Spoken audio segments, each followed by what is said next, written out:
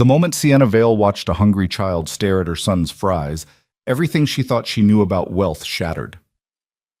A billionaire CEO sitting incognito in a Houston diner, she'd built empires. But nothing prepared her for the quiet devastation in a single father's eyes as he gave his daughter tap water for dinner. What happened next didn't just change 4 lives. It exposed the invisible walls between worlds that should never have existed. Stay until the end and comment your city below. Let's see how far this story of unexpected grace can travel.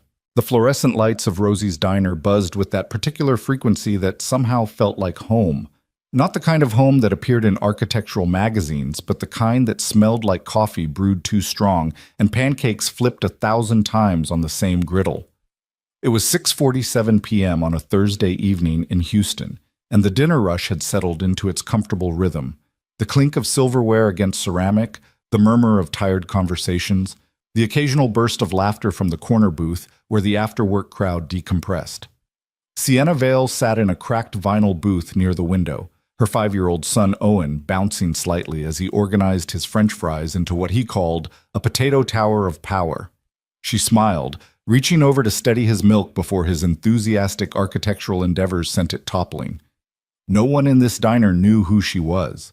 No one recognized the woman whose face had graced the cover of Forbes 3 times, whose signature appeared on contracts worth more than most people would see in 10 lifetimes, whose decisions in the boardroom could shift markets and change industries.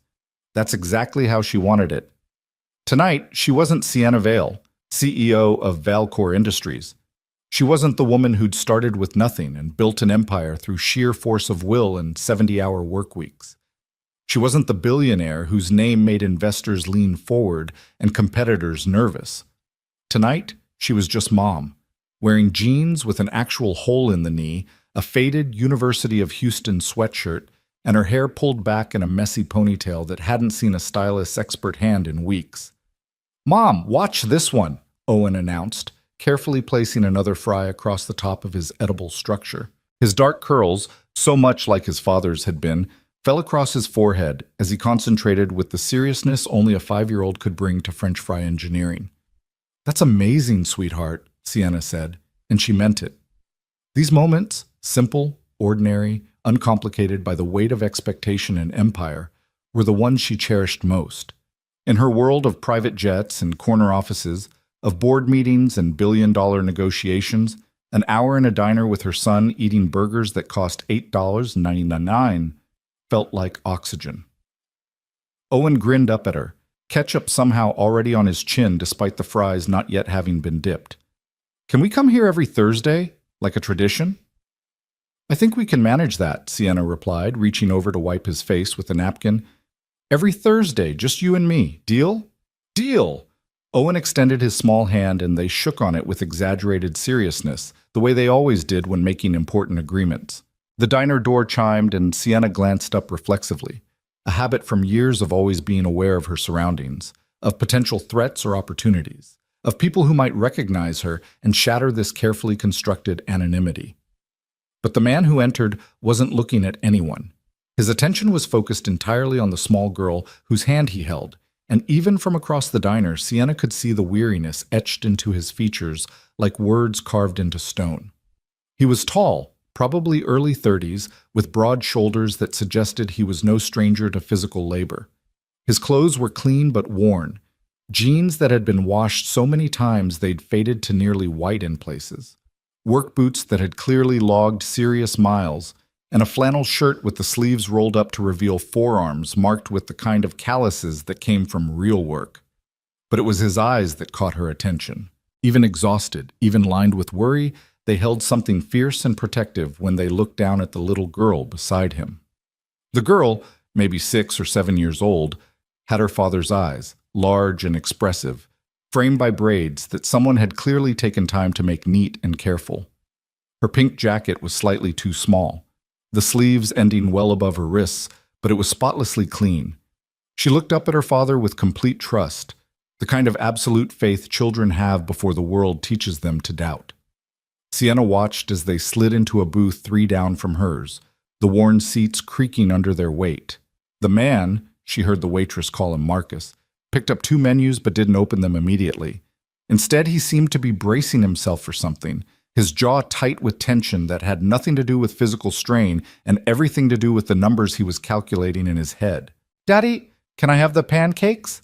the little girl asked, her voice carrying in the relative quiet of the dinner lull. "With the chocolate chips?" Marcus's expression flickered, just for a moment, so quick most people would have missed it, with something that looked like pain. "How about we share something, Lena? You pick what sounds good, and we'll split it. Make it an adventure." Lena nodded enthusiastically, already flipping through the plastic-coated menu with the kind of excitement that suggested this was a rare treat. "An adventure? Okay, the grilled cheese looks really good, and it comes with fries. We could share those too." "Perfect choice, baby girl, perfect choice." Marcus's voice was warm, but Sienna heard the strain underneath it, the way someone sounds when they're trying to make the best of something that shouldn't require making the best of. The waitress, Patty, according to her name tag, a woman who looked like she'd been working diners since before Sienna was born, approached their table with the coffee pot. "Hey there, sugar. What can I get you folks to drink?" "Just water for both of us," Marcus said, offering a smile that didn't quite reach his eyes. "Tap water's fine." "You got it, hun." Patty's expression suggested she'd seen this movie before, knew exactly what it meant when someone ordered tap water at a diner where even the sodas were cheap, but her voice remained cheerful, professional. "And what'll you have to eat?" "One grilled cheese, please," Marcus said. "We're sharing." Lena chimed in. "It's an adventure, miss." "Well, isn't that the best kind of dinner?" Patty said, winking at the girl. "I'll get that right out for you." As she walked away, Marcus pulled out his wallet, a battered leather thing that had clearly seen better years, and Sienna watched him carefully count the bills inside. His lips moved slightly as he calculated, and even from her booth she could see the tension in his shoulders ease just fractionally when the math apparently worked out. He had enough. Barely, but enough. Owen had abandoned his French fry tower and was now watching the other booth with the unfiltered curiosity of childhood. "Mom?" he whispered, though his 5-year-old whisper carried clearly, "That girl is really looking at my fries." Sienna's gaze shifted to Lena, and her heart contracted in her chest like a fist closing. The little girl was indeed looking at Owen's plate, not with the simple desire of a child wanting someone else's food, but with something deeper. Hunger, real, undeniable hunger that had nothing to do with a missed snack, and everything to do with meals that came too far apart, too small, too uncertain. Lena's eyes tracked each fry on Owen's plate like she was counting treasures, her small hands clasped together on the table in front of her with careful discipline, as if she'd been taught not to ask, not to reach, not to want out loud. She swallowed hard, then looked away quickly when she realized someone might have noticed her staring. "She's hungry, Mom," Owen said, his voice dropping to an even quieter whisper. At 5 years old, he already understood that some truths needed gentle handling. Really hungry. Sienna felt something crack open inside her chest, not breaking exactly, but opening in a way that let in both pain and possibility. She'd written checks to charities, she'd funded programs and initiatives, she'd built a foundation that did genuine good work, but sitting 3 booths away from a father who was counting dollars to afford a single grilled cheese for his daughter, all of those abstractions suddenly became concrete and immediate and unbearably real. This wasn't a statistic. This wasn't a number in a report about food insecurity or childhood poverty. This was a little girl in pink jacket and careful braids who was hungry right now, whose father was doing everything he could with what he had, and it still wasn't quite enough to let her order her own meal without worry. The waitress returned with 2 glasses of tap water, and Lena thanked her with the kind of politeness that suggested excellent parenting under difficult circumstances. Marcus smiled at his daughter, and the love in that expression was so fierce and protective that Sienna felt it like a physical thing. "Want to play tic-tac-toe while we wait?" Marcus asked, pulling a pen from his shirt pocket and turning over one of the paper placemats. "I bet I can beat you this time." "No way!" Lena giggled, leaning forward eagerly. "I'm the tic-tac-toe champion." They bent over the placemat together, Lena's small hand guiding his larger one to show him where to draw the grid, her laughter ringing out when she immediately claimed the center square. Marcus let her win, Sienna could tell from the way he accidentally set up her three in a row, and Lena's triumphant celebration was so pure and joyful that it made Sienna's throat tight. Owen tugged on her sleeve. "Mom." She looked down at her son, whose face had taken on that serious expression he got when something was really important. "Yes, baby?" "Can we invite them to eat with us?" Owen asked. His small hand reached out and touched hers. "Please." "She needs fries, and we have lots of fries. And they're doing tic-tac-toe, and I'm good at tic-tac-toe. We could play together." Out of the mouths of babes, Sienna thought. Her 5-year-old son had just cut through every complicated adult consideration, every thought about pride and charity and the weird social dynamics of offering help, and gone straight to the simple truth: someone was hungry and they had food to share. But this required delicacy. Sienna understood pride. She'd lived on it during her own lean years, the days when she was building something from nothing and barely keeping the lights on. She knew how it felt to need help and how much harder it was to accept it than to give it. The last thing she wanted was to embarrass Marcus or make him feel small in front of his daughter. "That's a wonderful idea, sweetheart," Sienna said softly. "But we need to do it right. We need to make it about us wanting company, not about them needing help. Do you understand?" Owen nodded solemnly.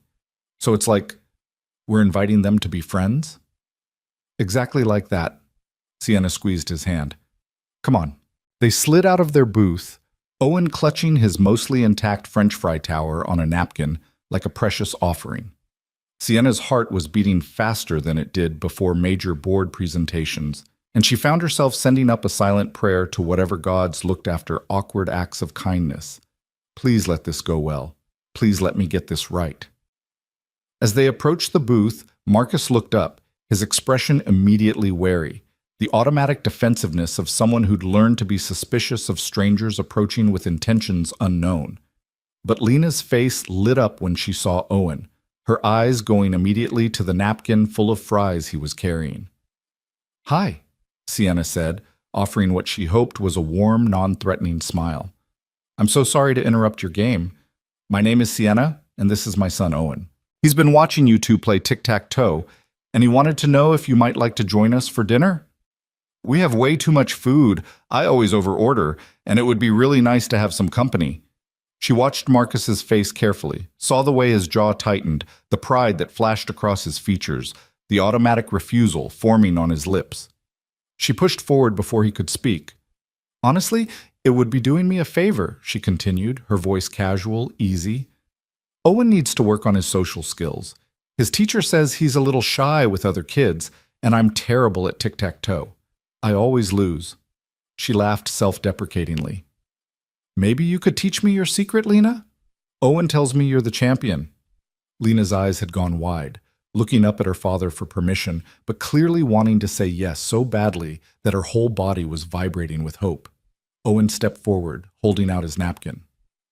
"I made a potato tower," he announced proudly.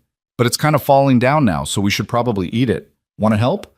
We could rebuild it together, but bigger." And there it was, the perfect child-to-child invitation that carried no weight of charity, no burden of adult pride, just one kid asking another kid to play with food, which was basically the international language of childhood friendship. Marcus looked at his daughter, then at Owen, then at Sienna. She saw him wrestling with it, saw the pride warring with practicality, saw the weariness of a man who was carrying too much and didn't know how to set down even the smallest burden. But she also saw the way he looked at Lena's hopeful face, and she knew which side would win. "That's very kind of you, Ma," Marcus said slowly. His voice was deep, textured with a slight southern drawl that suggested roots somewhere farther east.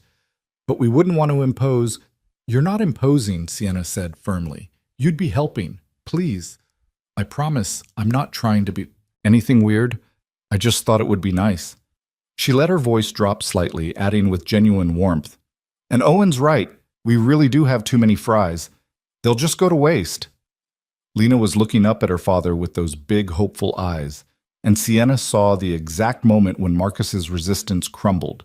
He took a breath, and when he spoke, his voice was quiet but sincere. "Okay," he said. "Thank you. Thank you." "Yay!" Lena bounced slightly in her seat, her joy so immediate and unguarded that it made everyone smile. Owen grinned triumphantly. "Come on! Our booth is the one with the best window view. You can see the parking lot and the street." As they gathered their water glasses and prepared to move, Patty appeared with Lena and Marcus's grilled cheese. She took in the situation with a glance, and Sienna saw approval flicker across her weathered face. "You folks move into the bigger booth?" Patty asked. "Want me to bring this over there?" "Yes, please," Sienna said. "And could we get another order of fries, the seasoned ones, and maybe some chicken tenders for the table? And 2 chocolate milkshakes for the kids?" She saw Marcus start to protest, and she met his eyes directly. "My treat," she said quietly, not as charity but as statement of fact. "Please, let me do this." For a long moment, they looked at each other, 2 people from completely different worlds, standing in a diner that smelled like coffee and hope. And then Marcus nodded once, a small gesture that cost him something in pride but gained him something in grace. "Thank you," he said again, and this time his voice carried the weight of everything unsaid. They settled into the larger booth, kids on one side, adults on the other. Owen immediately launched into showing Lena the proper architectural principles of French fry tower construction, his earlier shyness completely forgotten in the face of a new collaborator. Lena listened with intense concentration, adding her own innovations to the design. "Sorry about the tic-tac-toe interruption," Sienna said to Marcus, trying to ease the tension she could feel radiating from him. "Owen's right that I'm terrible at it, though. I never could figure out the strategy." "It's all about controlling the center and the corners," Marcus replied, some of the wariness leaving his shoulders as he fell into the comfortable rhythm of explaining something he knew. "Lena figured that out after about 3 games. Now I have to actually try to beat her." "Which you can't," Lena announced proudly, not looking up from the fry tower she and Owen were now constructing with serious intent. "Which I can't," Marcus agreed, and the love in his voice when he looked at his daughter was so deep and unmistakable that Sienna felt like she was intruding on something sacred just by witnessing it. Patty returned with the additional food, setting down platters of fries and chicken tenders that made Lena's eyes go wide. The milkshakes followed, chocolate with whipped cream and cherries on top, and Owen let out a whoop of delight. "Mom, you got the fancy ones with the cherries." "Special occasion," Sienna said, winking at him. "New friends." They ate together, conversation flowing more easily than Sienna had expected. Owen and Lena had that instant childhood connection that adults spend years trying to remember how to access, chattering about favorite colors and playground equipment, and whether dragons or unicorns would win in a fight. Marcus gradually relaxed, though Sienna noticed he ate slowly, carefully, like someone who wasn't used to having enough and wanted to make it last. "So what do you do, Marcus?" Sienna asked, keeping her voice light, conversational. "Whatever needs doing," he replied with a slight smile. "Right now, mostly day labor. Construction cleanup, warehouse work, some moving jobs. Whatever I can find that pays decent and lets me pick up Lena from school on time." "Her school's nearby?" "Yeah, just about 6 blocks from our place. Makes it easier." He paused, then added, "I'm looking for something more stable, but it's tough. Need something with the right hours, you know? Lena comes first." "Always," Sienna agreed softly. She understood that in her bones, the way parenthood reordered every priority, made every decision pass through the filter of what's best for them before considering anything else.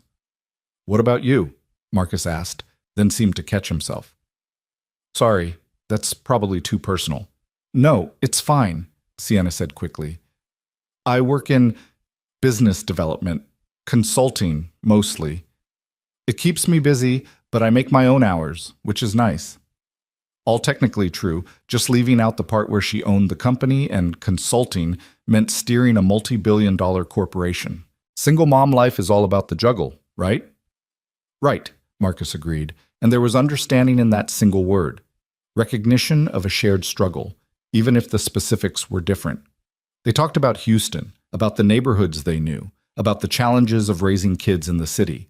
Sienna was careful to keep her answers vague enough not to reveal too much, but genuine enough to maintain connection.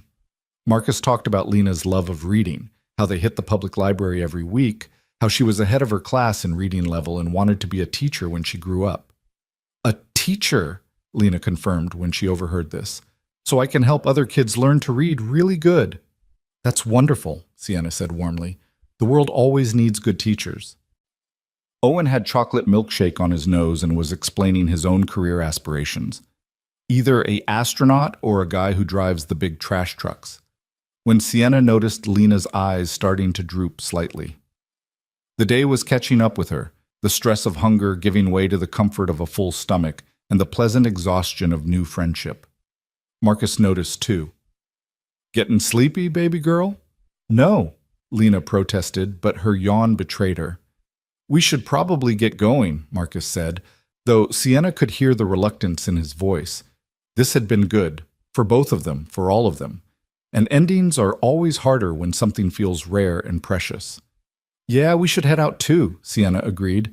School night and all. As they gathered their things, Lena turned to Owen with serious formality. Thank you for the fries and the milkshake and teaching me about towers. You're welcome, Owen replied cheerfully. Want to play at the park sometime? My mom takes me to Herman Park lots of times. Can we, Daddy?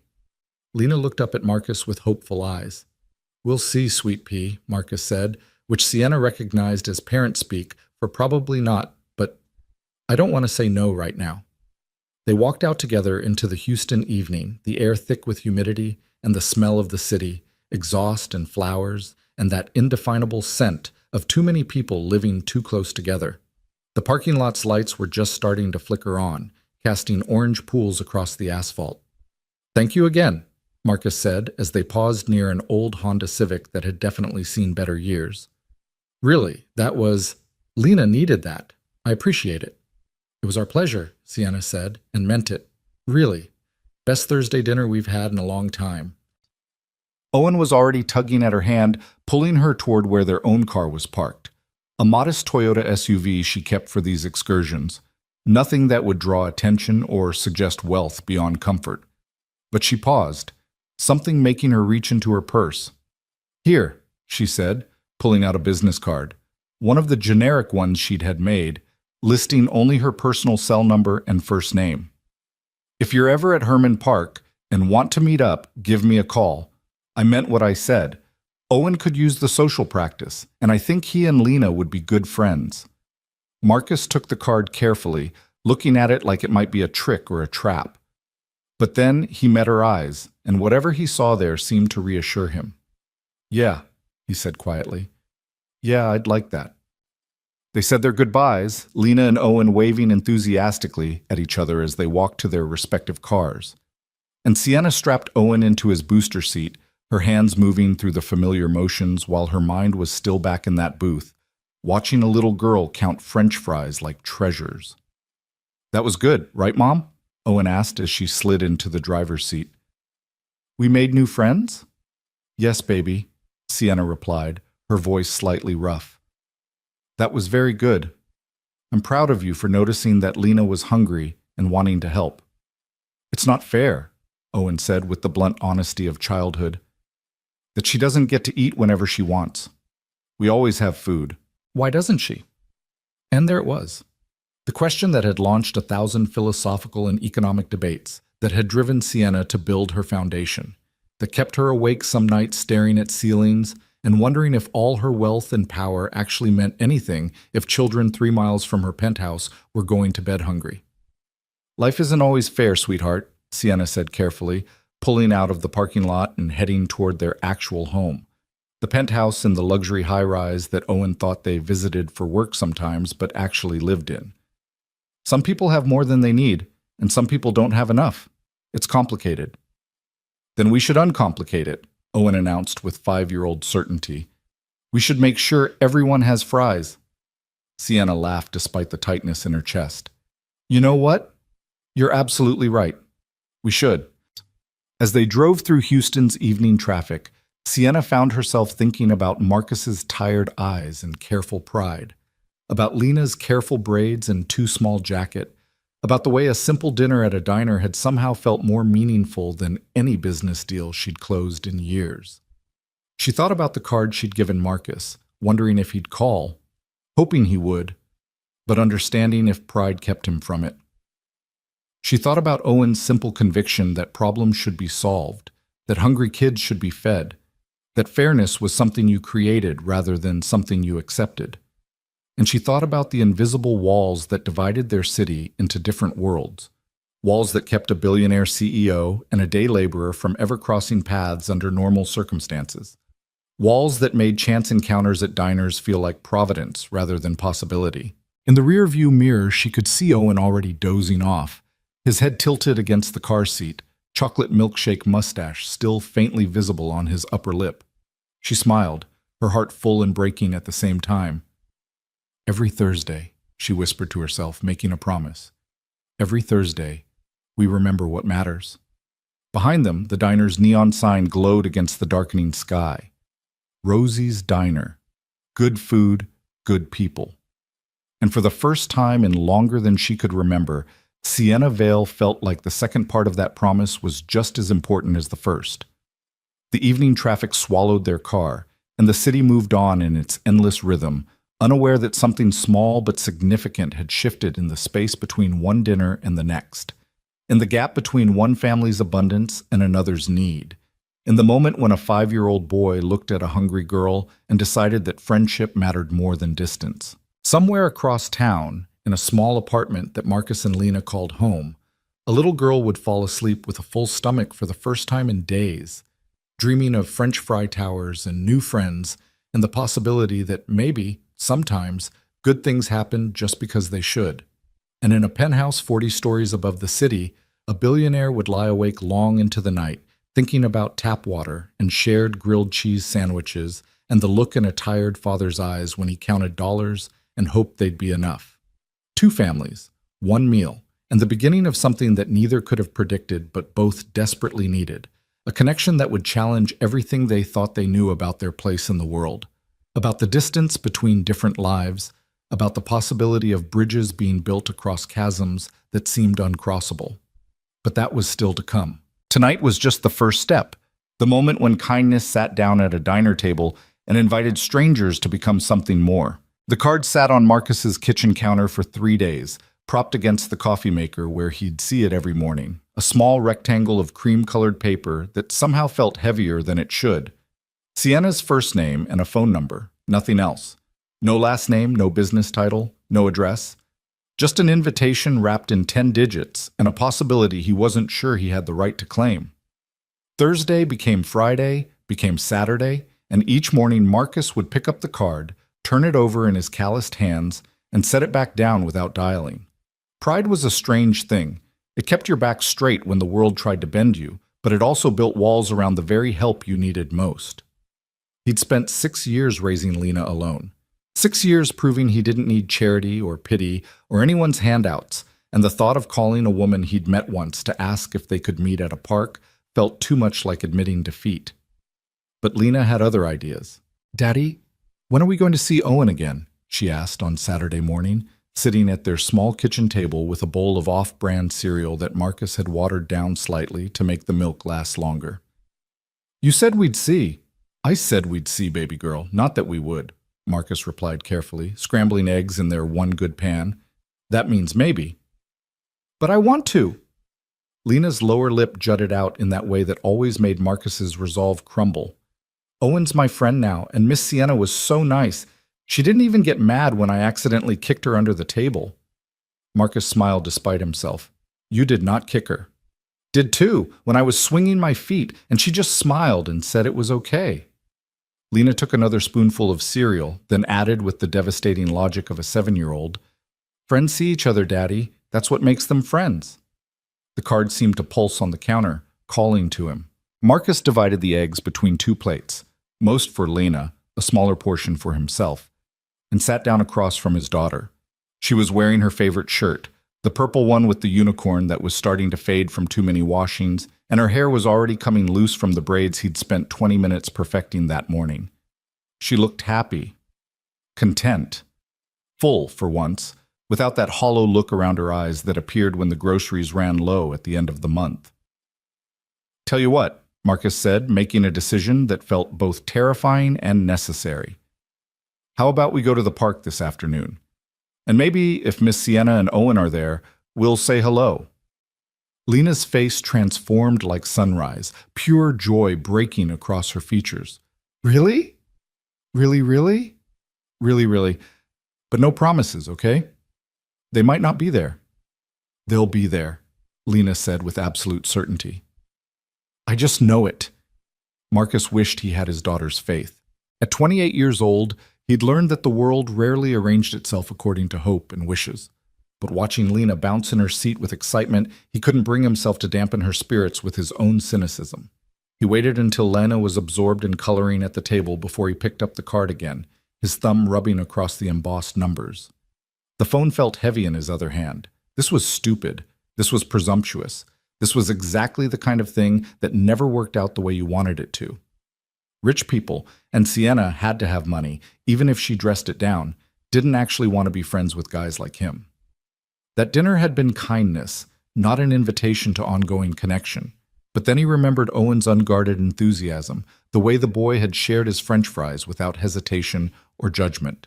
He remembered Sienna's eyes, warm, genuine, without that calculating look people sometimes got when they were doing charity and wanted you to know how generous they were being. And he remembered Lena's face when she'd had a full meal, the simple joy of a milkshake with whipped cream and a cherry on top. His daughter deserved friends. She deserved normal childhood things, like play dates and parks, and the kind of social connections that came so easily when you weren't counting pennies for bus fare. If his pride had to take a hit for that to happen, well, he'd swallowed worse. Marcus dialed before he could talk himself out of it. The phone rang twice, and then her voice came through, slightly breathless. Hello? Hi, Sienna. This is Marcus, from the diner? We met on Thursday with our kids. The words tumbled out faster than he intended, nervousness making him rush. I hope this isn't a bad time. Marcus, no, not at all. I'm so glad you called. Her warmth came through clearly, genuine and immediate, and some of the tension in his shoulders eased. How are you? How's Lena? She's good. Great, actually. She hasn't stopped talking about Owen since Thursday. He laughed, slightly embarrassed. I think she's decided they're best friends now. Owen too, Sienna replied, and he could hear the smile in her voice. He's been asking every day when we're going to see the French fry girl again. That's his official name for her now. Marcus grinned. She calls him the Tower Boy. Kids are weird. The absolute weirdest, Sienna agreed. So, what's up? I was wondering if you and Owen might be at Herman Park this afternoon. We thought we'd go, and Lena was hoping... He trailed off, not sure how to finish that sentence without sounding desperate or presumptuous. We'd love to, Sienna said immediately, cutting through his awkwardness with easy grace. We were planning to go around too. There's a playground near the reflecting pool. Do you know it? Yeah, we know it. Relief flooded through him, mixed with something that felt dangerously close to excitement. That's perfect. We'll be there. Great. See you then, Marcus. See you then. He hung up and found Lena staring at him with eyes so hopeful they could have powered a small city. We're going to see them? We're going to see them. Her shriek of joy brought complaints from the neighbor upstairs, 3 loud bangs on their ceiling that meant keep it down. But Marcus couldn't bring himself to care. His daughter was happy. That was worth any amount of noise complaints. Herman Park on a Saturday afternoon was Houston at its most democratic. Families of every description spreading blankets under live oaks, joggers circling the paths in expensive running gear and ratty college t-shirts alike, tourists taking photos by the reflecting pool while locals pushed past with the efficient indifference of people who'd seen it all before. The October weather had finally broken the back of summer's humidity, leaving the kind of perfect autumn day that made people remember why they'd moved to Texas despite the 8 months of heat. Marcus and Lena arrived 15 minutes early. He couldn't help himself, years of labor jobs having trained punctuality into his bones, and found a bench with a good view of the playground. Lena sat beside him for approximately 30 seconds before the siren call of the jungle gym proved too strong. Stay where I can see you, Marcus called as she raced toward the climbing structure. I will, Daddy. He watched her scramble up the ladder with the fearless agility of childhood, her too small jacket flapping behind her, and felt the familiar mix of pride and terror that came with watching your kid navigate the world. She was so small, so vulnerable, so completely dependent on him to keep her safe and fed and happy. The weight of that responsibility never got lighter. He just got better at carrying it. Tower Boy, Tower Boy. Lena's shout made him look up, and there they were, Sienna and Owen walking along the path, the boy tugging his mother's hand and pointing excitedly at the playground. Owen broke into a run the moment he spotted Lena, his little legs pumping as he raced toward the jungle gym. Sienna followed at a more sedate pace, and Marcus stood as she approached, suddenly very aware that his jeans had a stain on the knee from this morning's work, and his shirt was from Walmart's clearance rack. She, meanwhile, looked effortlessly put together in dark jeans and a soft green sweater that probably cost more than his entire outfit, her hair down in loose waves that caught the afternoon light. "Hi," she said, reaching him with a smile that crinkled the corners of her eyes. "We didn't keep you waiting, did we?" "No, we were early. I'm always early." He gestured toward the bench. "Want to sit? Watch them play." Perfect. They settled onto the bench, a comfortable distance apart, and watched as their children reconnected with the instant camaraderie of kids who'd decided friendship was a done deal. Owen was showing Lena something on the jungle gym, some complicated climbing route that involved hanging upside down and made Marcus's heart rate spike, while Lena demonstrated her superior monkey bar technique. "So how's your week been?" Sienna asked, her tone conversational, but her attention focused completely on him in a way that felt both flattering and slightly unsettling. People didn't usually look at Marcus like he was interesting.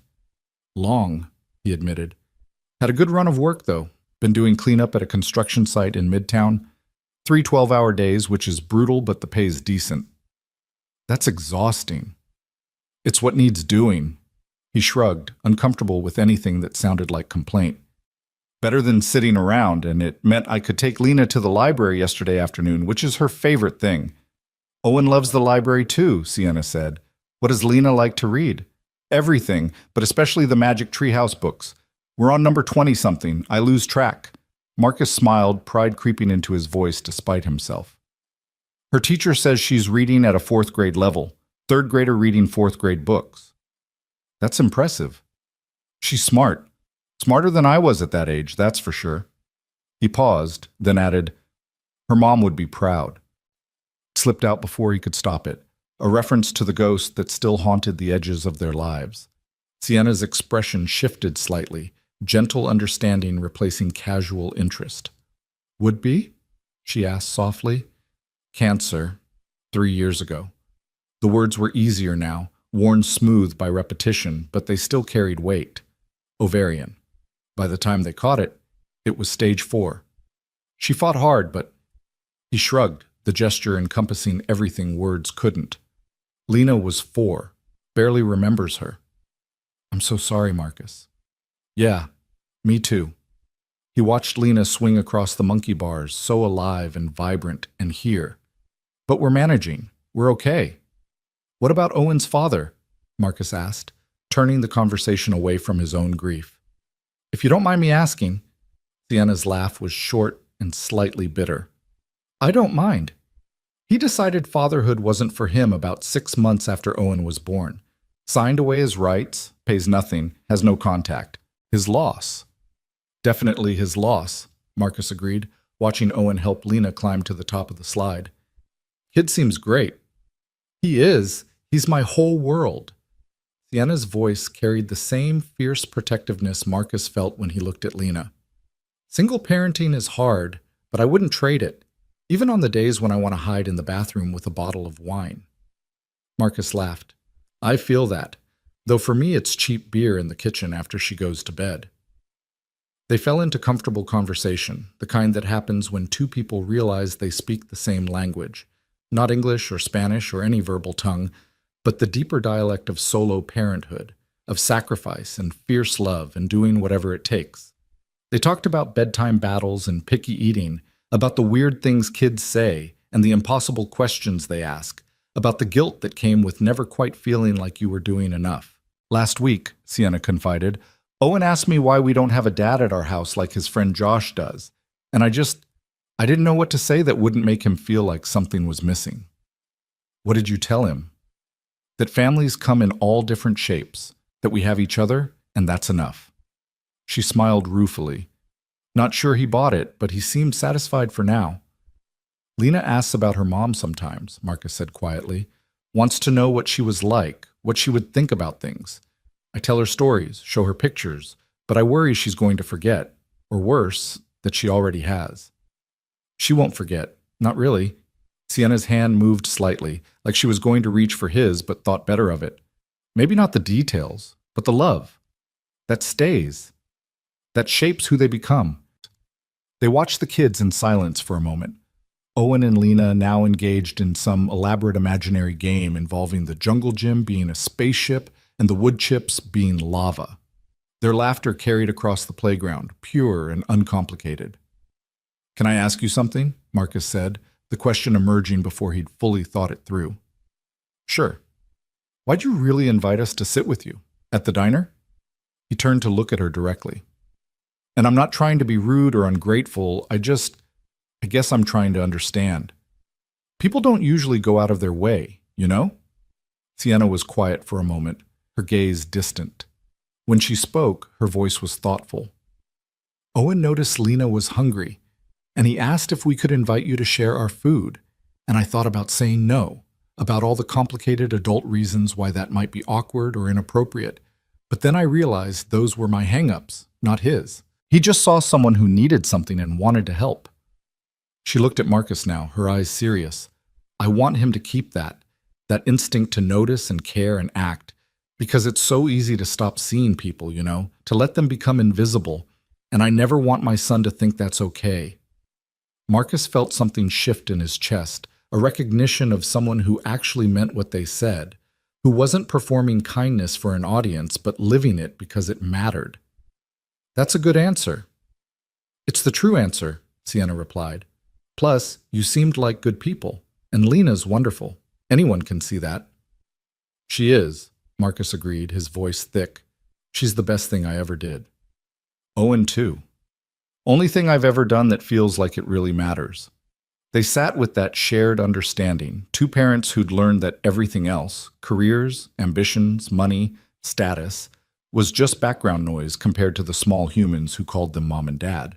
The afternoon stretched out in that golden way October afternoons do in Houston, the light turning honey-colored as it slanted through the trees. Marcus and Sienna talked more, sharing stories and laughs, while their kids played with the boundless energy of childhood. Other parents came and went, setting up elaborate picnics or chasing toddlers or scrolling through phones while their kids climbed and swung and ran. Around 4 o'clock, Lena ran over, her face flushed and happy. "Daddy, can Owen come to our house to play?" Marcus's stomach dropped. Their apartment was clean. He made sure of that. But it was small and obviously poor, with furniture from Goodwill and toys from yard sales. The idea of Sienna seeing exactly how they lived, seeing the careful poverty he tried so hard to dress up in dignity, made his mouth dry. "Baby girl, I don't know if... Actually, I was going to suggest we grab ice cream," Sienna interrupted smoothly, reading the panic on his face with unsettling accuracy. "There's a place just outside the park." "My treat?" "Ice cream," Owen shouted from the top of the slide. "Can we, Mom? Please?" Marcus looked at Sienna, silently grateful and slightly embarrassed that she'd so obviously rescued him. She met his gaze steadily, and he saw no pity there, just understanding between two people navigating the complicated dance of new friendship across unfamiliar terrain. "Ice cream sounds great," he said finally, "but I'm buying Lena's." "Deal," Sienna agreed, though Marcus suspected she'd find a way around that somehow. They walked to the ice cream shop, a local place that made their own flavors and charged tourist prices, with the kids running ahead, stopping to examine interesting leaves and chase a squirrel and argue about whether dinosaurs could beat dragons in a fight. Marcus found himself walking close enough to Sienna that their arms occasionally brushed, close enough to catch the subtle scent of her perfume, something floral and expensive, but not overwhelming. "You didn't have to do that," he said quietly so the kids wouldn't hear. "Back there, with the house thing." "I know," Sienna replied, "but I remember what it's like to not want people to see where you live. Before I got my current job, I had a studio apartment where the bathroom door didn't close all the way, and you could hear every word the neighbors said through the walls. I once avoided inviting a friend over for 3 months because I was so embarrassed." Marcus glanced at her, surprised. "Really?" "Really, and you know what? When I finally did invite her over, she didn't care at all. She was just happy to see me. Sienna smiled. Most of the shame we carry is about things other people won't even notice. Maybe, Marcus conceded, but still, thank you. At the ice cream shop, Lena pressed her face against the glass display case like she was examining the crown jewels, her eyes enormous as she tried to decide between chocolate chip and strawberry. Owen had already committed to mint chip with gummy bears, a combination that made Marcus's teeth hurt just thinking about it. "The strawberry," Lena finally announced. "In a cup, please." "Cone's more fun," Sienna said to the teenager working behind the counter. "Give her a cone." "But cones are more—" Marcus started. "Cones are more fun," Sienna repeated, her tone allowing no argument. "And it's Saturday. Saturday means fun." Marcus opened his mouth to protest, to insist on paying for his daughter's ice cream himself, to maintain some shred of independence in this increasingly complicated dynamic. But then Lena turned to him with strawberry ice cream already on her nose and a smile so bright it could have guided ships home, and he realized his pride mattered exactly zero compared to her happiness. "Thank you," he said to Sienna, meaning it for more than just the ice cream. "You're welcome," she replied, meaning she understood it was about more than just the ice cream. They found a table outside, the kids attacking their cones with single-minded focus, while the adults sipped coffee that came with the overpriced territory. The late afternoon crowd swirled around them, couples on dates, families with strollers, groups of teenagers trying to look cool while obviously enjoying their dessert. "So what's Lena's school like?" Sienna asked, and they fell back into the easy conversation that had marked the afternoon, trading information about teachers and curriculum and the politics of elementary school social dynamics. Marcus found himself relaxing in a way he rarely did with people outside his immediate circle of work buddies and Lena's school parents. Sienna asked questions that showed genuine interest, laughed at his stories, shared her own struggles with homework battles and playground drama. She treated him like an equal, not with the careful condescension of someone doing charity, but with the respect of one adult to another. It was so unexpected that it made him suspicious. People like her didn't just decide to be friends with people like him. There had to be an angle, a reason, something she wanted that he wasn't seeing yet.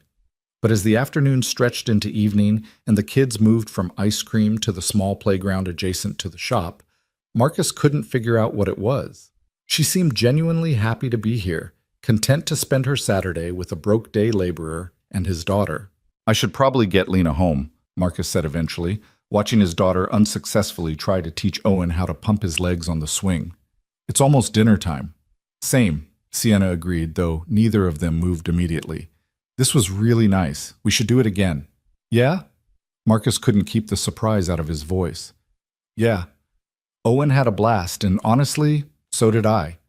She smiled at him, and there was something vulnerable in it, like she was admitting more than she'd intended. "It's nice to talk to another adult who gets it.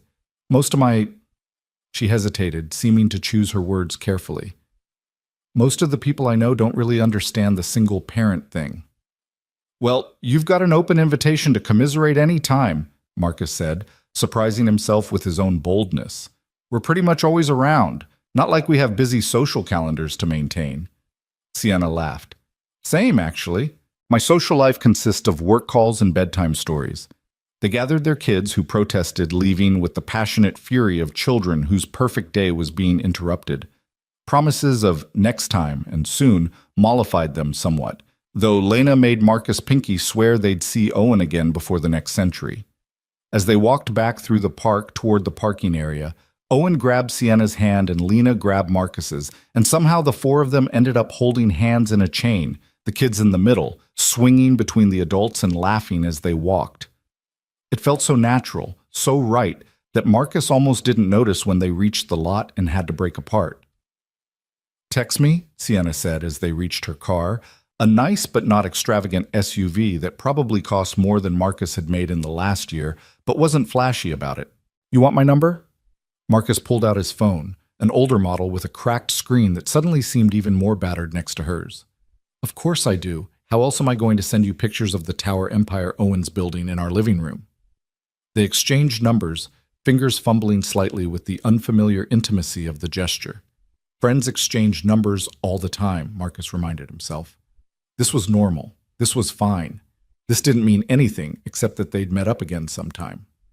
"Bye, Tower Boy," Lena called as they headed toward Marcus's beat-up Civic. "Bye, Fry Girl," Owen shouted back, waving enthusiastically. The drive home was quiet, Lena dozing in her booster seat, exhausted from hours of playing and social stimulation. Marcus drove on autopilot, his mind replaying the afternoon, looking for the catch he was sure had to be there. Nobody was this nice without wanting something. Nobody befriended the broke guy out of pure goodwill. But he couldn't find it. Whatever Sienna's angle was, it remained invisible. His phone buzzed as he pulled into their apartment complex, a text from an unknown number that could only be her. "Owen says to tell Lena he's building a tower that goes to the moon. The competition is officially on." Marcus smiled despite himself and texted back, "She says the moon is too close. She's building one to Mars." The response came almost immediately. "Game on." He carried sleeping Lena up 2 flights of stairs to their apartment, her head heavy on his shoulder, her breath warm against his neck. She barely stirred as he got her into pajamas and tucked her into bed, her day of joy leaving her completely spent. Marcus made himself a sandwich, peanut butter, the cheap kind, and sat at their small kitchen table, looking at the text conversation on his phone. 3 messages, friendly and light and completely unexpected. He should probably be more careful, should protect himself and Lena from getting too attached to something that was likely temporary. Rich people played at friendship with poor people sometimes, enjoyed the novelty until reality got too uncomfortable, then drifted away. But as he sat there in his quiet apartment, listening to his daughter's soft breathing from the next room, Marcus couldn't quite make himself care about being careful. Lena had smiled more today than she had in weeks. She'd had ice cream and a friend and hours of play. And he'd had something he hadn't realized he was missing, adult conversation with someone who saw him as a person, not a statistic or a charity case or invisible. Maybe it wouldn't last. Maybe Sienna would eventually figure out that befriending someone from his world was more trouble than it was worth. But for today, for this moment, it had been real and good, and his daughter had been happy. That had to be worth the risk. His phone buzzed again. Another text from Sienna, this time a photo of Owen collapsed on their couch, ice cream stains on his shirt, and a smile on his sleeping face. The caption read, "Successful Saturday." Marcus snapped a picture of Lena sleeping, clutching the stuffed elephant that was her most prized possession, and sent it back. Very successful. 3 dots appeared, showing Sienna was typing, then disappeared. Then appeared again. Then finally, "Same time next week?" Marcus stared at the message for a long moment, his thumb hovering over the keyboard. Every cautious instinct he'd developed over 6 years of solo survival told him to slow down, to be careful, to not let Lena get too attached to something that might disappear. But then he thought about his daughter's face when she'd shouted "Tower Boy" across the playground, about the way she'd fallen asleep happy and full and already dreaming of next time. He typed back, "Yeah, same time next week." And just like that, Saturday afternoons at Herman Park became a thing. Not a plan exactly, not yet a tradition, but a possibility that felt dangerously close to both. A small routine being built between 2 families who should never have crossed paths, who lived in different worlds, but had somehow found common ground in the space between jungle gyms and ice cream shops. Marcus lay in bed that night, his mattress on the floor of the living room, giving Lena the apartment's only bedroom, and wondered what the hell he was doing.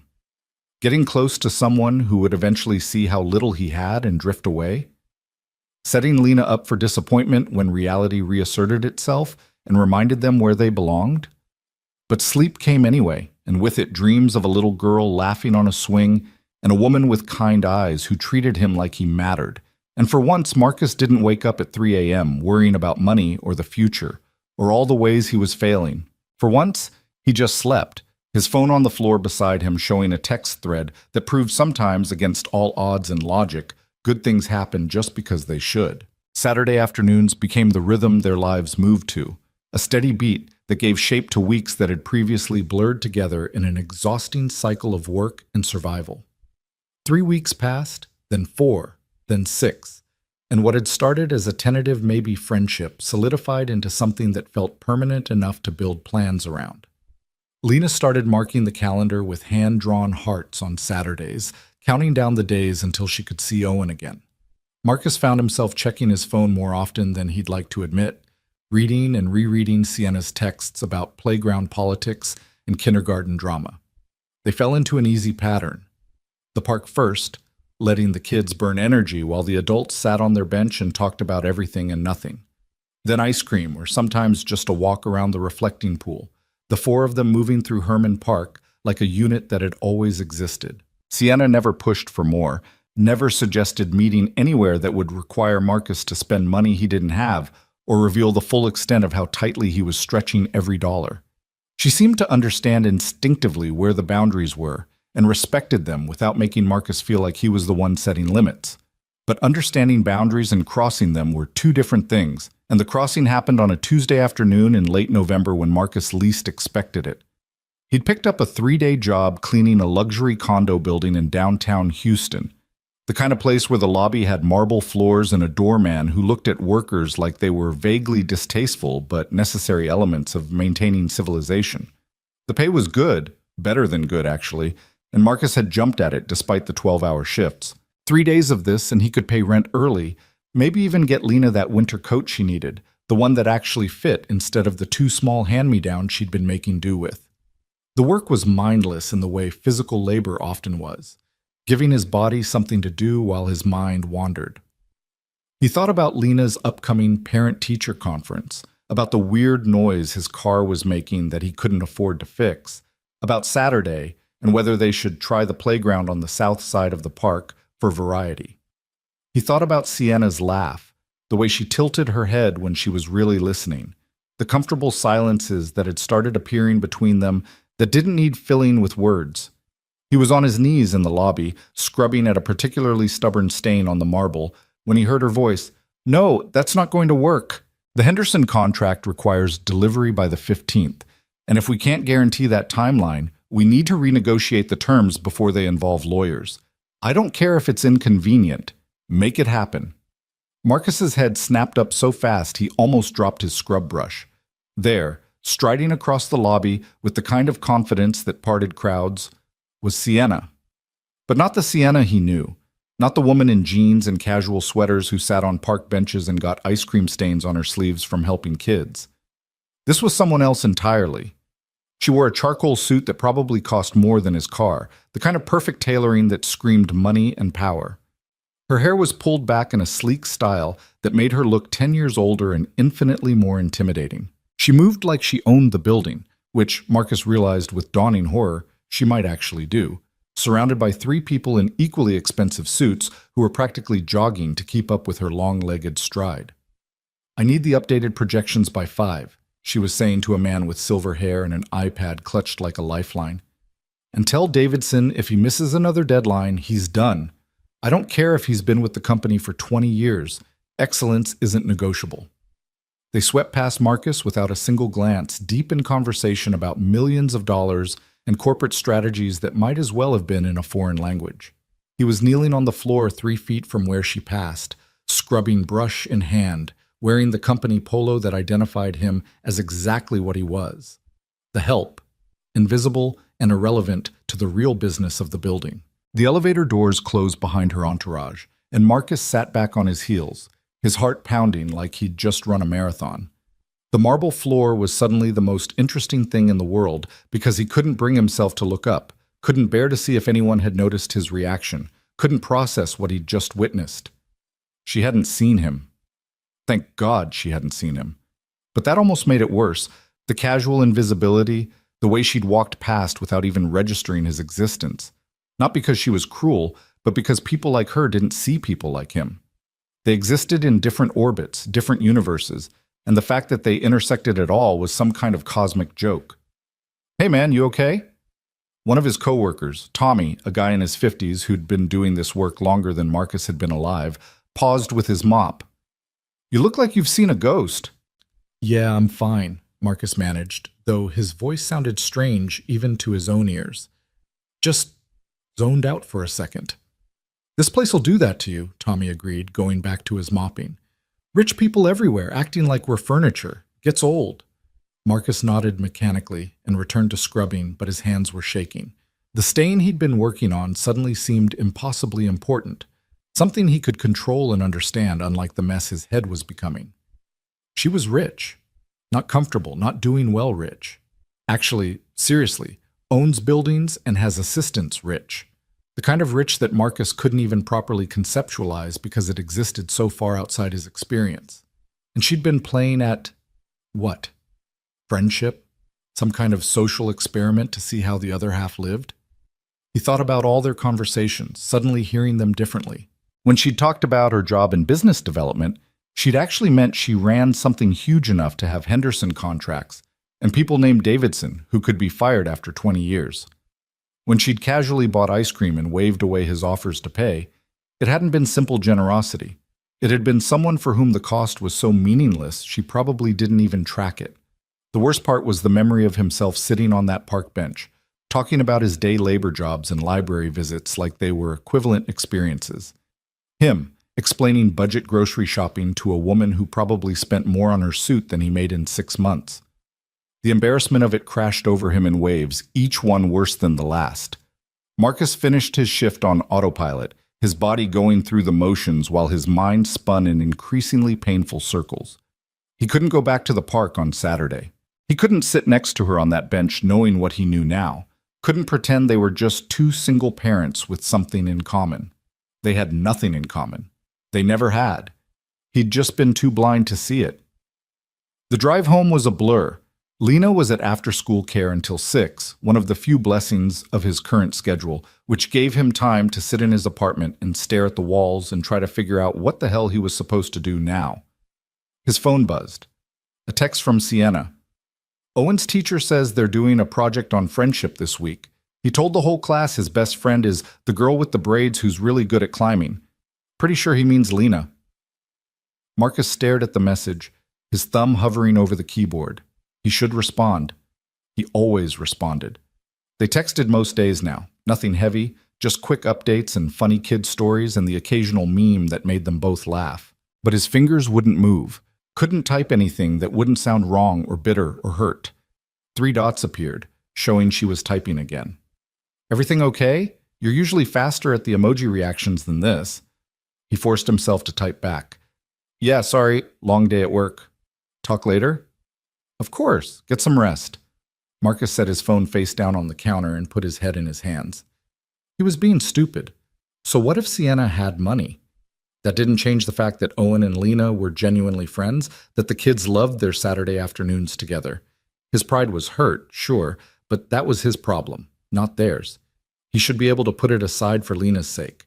Except he couldn't shake the image of Sienna striding across that marble lobby, completely in her element, wielding power like a weapon while he knelt 3 feet away scrubbing floors. The distance between those two versions of reality felt unbridgeable. He picked up Lena at 6 and her excited chatter about her day, about the math worksheet she'd gotten a star on, and the boy who'd brought a hamster for show and tell helped push the thoughts back temporarily. But they returned that night after she was asleep, when the apartment was quiet and he was alone with too much time to think. Wednesday, Thursday, Friday passed in an uncomfortable haze. Marcus responded to Sienna's texts but kept them brief, using work as an excuse for his distraction. She didn't push, but he could sense her confusion in the changing rhythm of their conversation.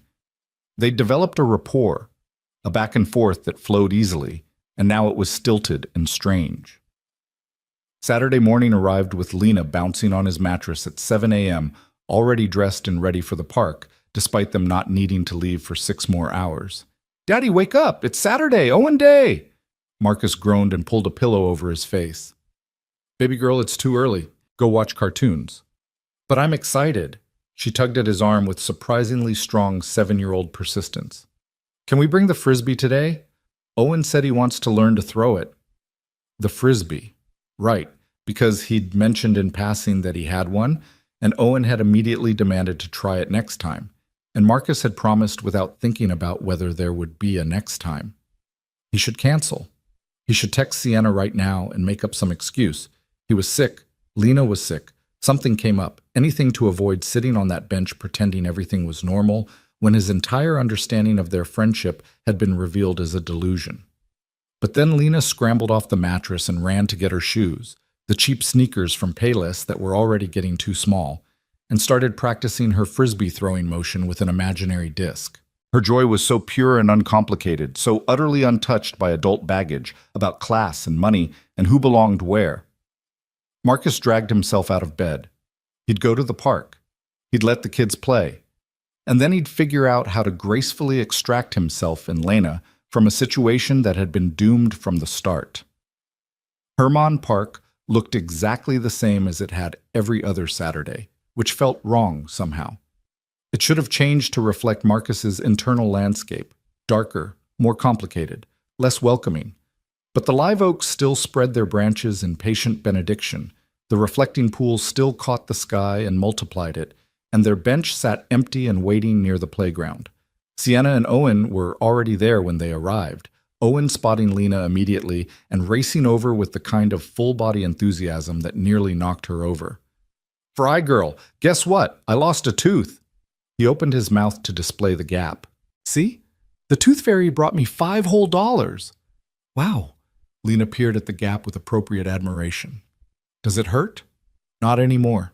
Come on, let's go on the swings."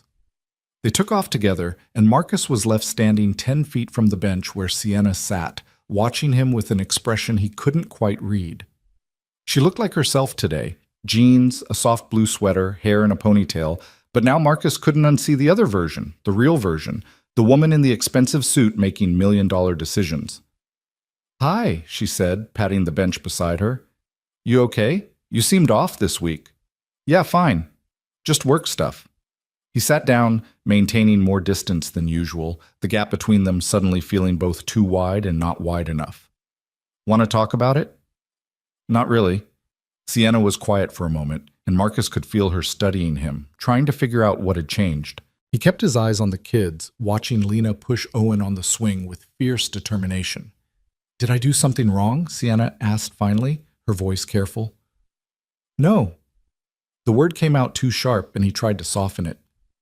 "No, you didn't do anything. I'm just tired." "Marcus." She waited until he looked at her.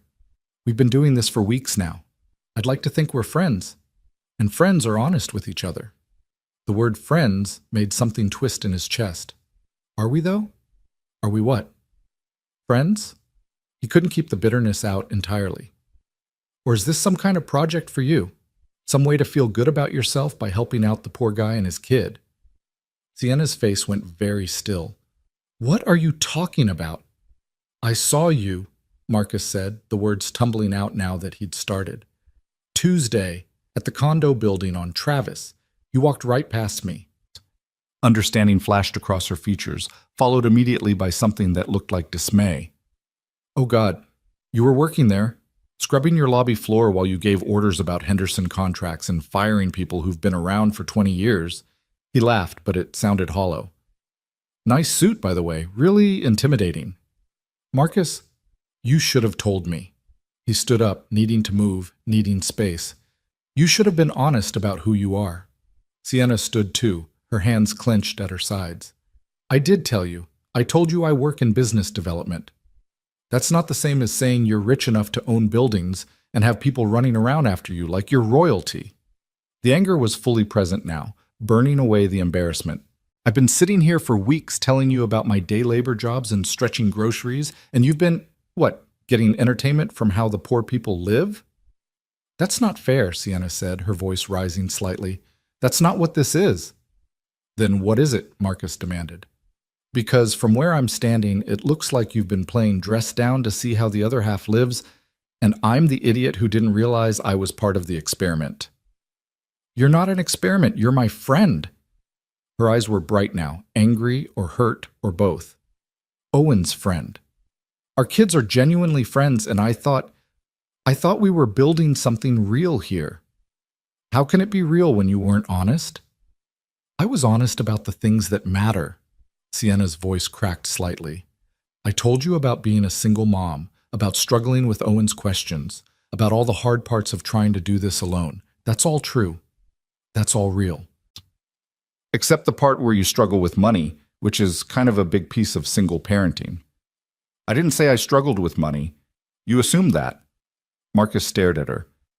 Because you showed up to a diner in jeans with a hole in them and ordered from the menu like a normal person.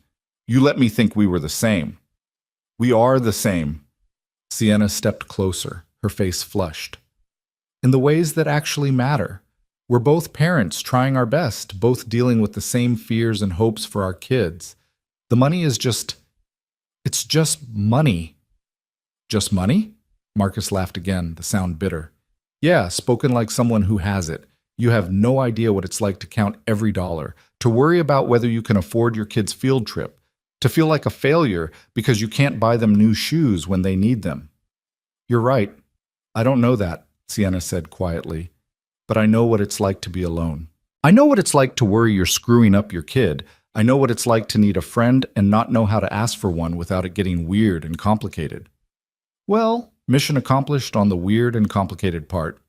They stood there, 3 feet apart, but the distance feeling like miles. While on the playground, their children laughed and played, blissfully unaware that the adult world was collapsing around them. I didn't tell you because of this, Sienna said finally, her voice tired. Because I knew the moment you found out about the money, everything would change. You'd start seeing me differently, treating me differently. And I liked that you didn't. I liked that you talked to me like a person, not a bank account or opportunity or a threat. That's not fair, Marcus shot back. You don't get to make that choice for me. You don't get to decide what I can handle knowing. Maybe not, but I make choices to protect Owen the same way you make choices to protect Lena. And one of those choices was trying to give him a normal friendship without all the baggage that comes with people knowing about my money. Our kid's friendship is fine. It's us that's the problem. Marcus ran his hand through his hair, frustration and hurt and shame all tangled together. I can't do this, Sienna. I can't sit on a bench with you knowing that you see me as some charity case. I don't see you as a charity case. Then what do you see me as? Because I'm pretty sure you walked right past me on Tuesday without even noticing I existed. Sienna flinched like he'd struck her. I didn't see you. I was in work mode. And I literally didn't see anything except the problem I was trying to solve. It wasn't personal. That's even worse, Marcus said quietly, that you can just not see people, that we're so far below your notice that we disappear. That's not what I meant. She reached for his arm, but he stepped back. Marcus, please, don't do this. Don't throw away something good because of your pride. My pride? The words came out sharp as broken glass. My pride is the only thing I have left, Sienna. It's what gets me up every morning to do work that breaks my back for money that's never enough.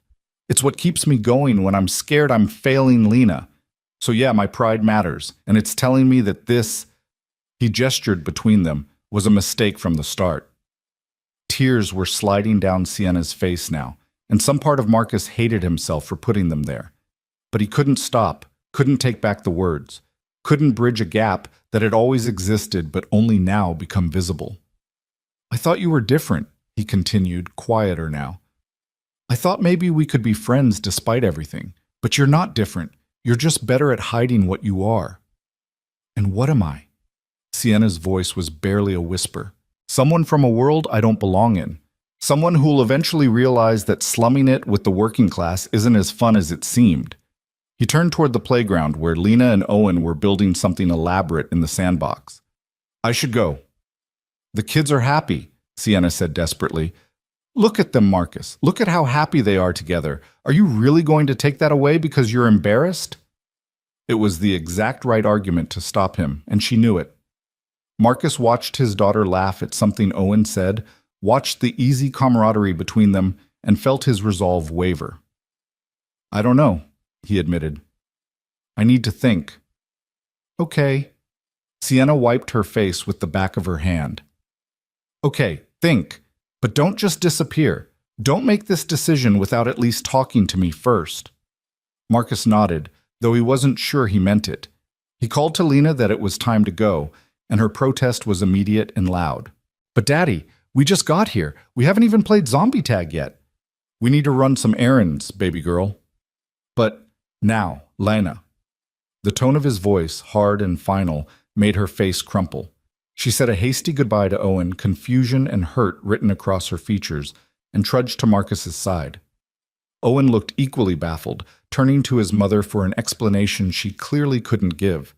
The walk back to the car was silent except for Lena's sniffles. Marcus felt like the worst parent in the world, taking away his daughter's happiness because his own pride was bruised. But he couldn't stay there. Couldn't pretend everything was fine when his entire understanding of the past 6 weeks had been turned inside out. "Daddy, why are we leaving?" Lena asked as he buckled her into her booster seat. "We just are, honey." "Did I do something wrong?" "No, baby, you didn't do anything wrong." He kissed her forehead, his heart breaking at the confusion in her eyes. "You were perfect. You're always perfect." "Then why do you look so sad?" "Because sometimes the world isn't fair," he wanted to say. "Because your daddy is a proud fool who can't handle feeling small. Because the friendship we built was based on a lie, even if it was a well-intentioned one." "Just having a tough day," he said instead. "It'll be okay." But as he drove away from Herman Park, watching Lena's silent tears in the rearview mirror, Marcus wasn't sure he believed that. He'd been happy, genuinely happy, for the first time in years. He'd had someone to talk to who understood, someone who made him laugh, someone whose presence had made the weight of single parenthood feel slightly less crushing. And now he'd destroyed it because his ego couldn't handle the truth that he'd always known somewhere deep down, that someone like Sienna would never actually be interested in someone like him as anything more than a temporary diversion. His phone buzzed repeatedly over the next hour, texts from Sienna that he couldn't bring himself to read. He turned it face down on the kitchen counter and tried to focus on making Lena lunch, on being present for his daughter who didn't understand why her world had suddenly shifted.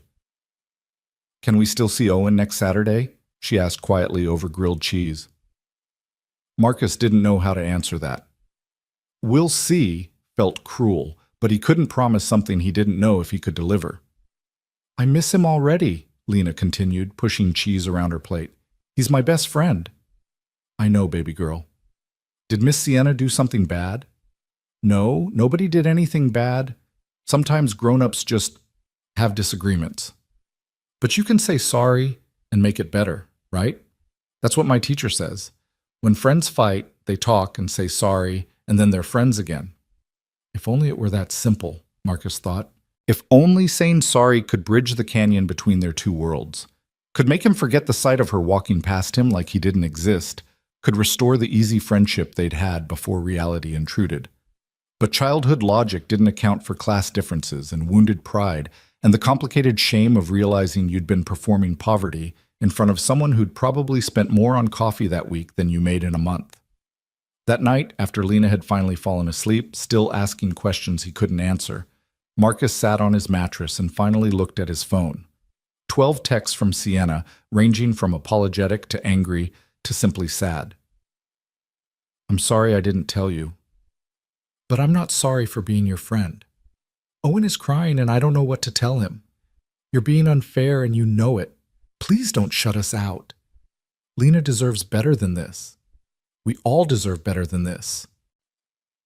The last text had come through 20 minutes ago. "I'm not giving up on us. On this friendship. I don't care how long you need to sulk. I'm not walking away." Marcus stared at the words until they blurred. Part of him wanted to text back, to apologize for overreacting, to admit that maybe his pride was getting in the way of something good. But a larger part, the part that remembered kneeling on that marble floor while she swept past, couldn't make his fingers type the words. He'd been invisible to her on Tuesday, completely beneath her notice. And that was the truth of it, wasn't it? That's what he actually was in her world. A curiosity, an amusement, someone interesting to know in limited doses, but not actually part of her real life.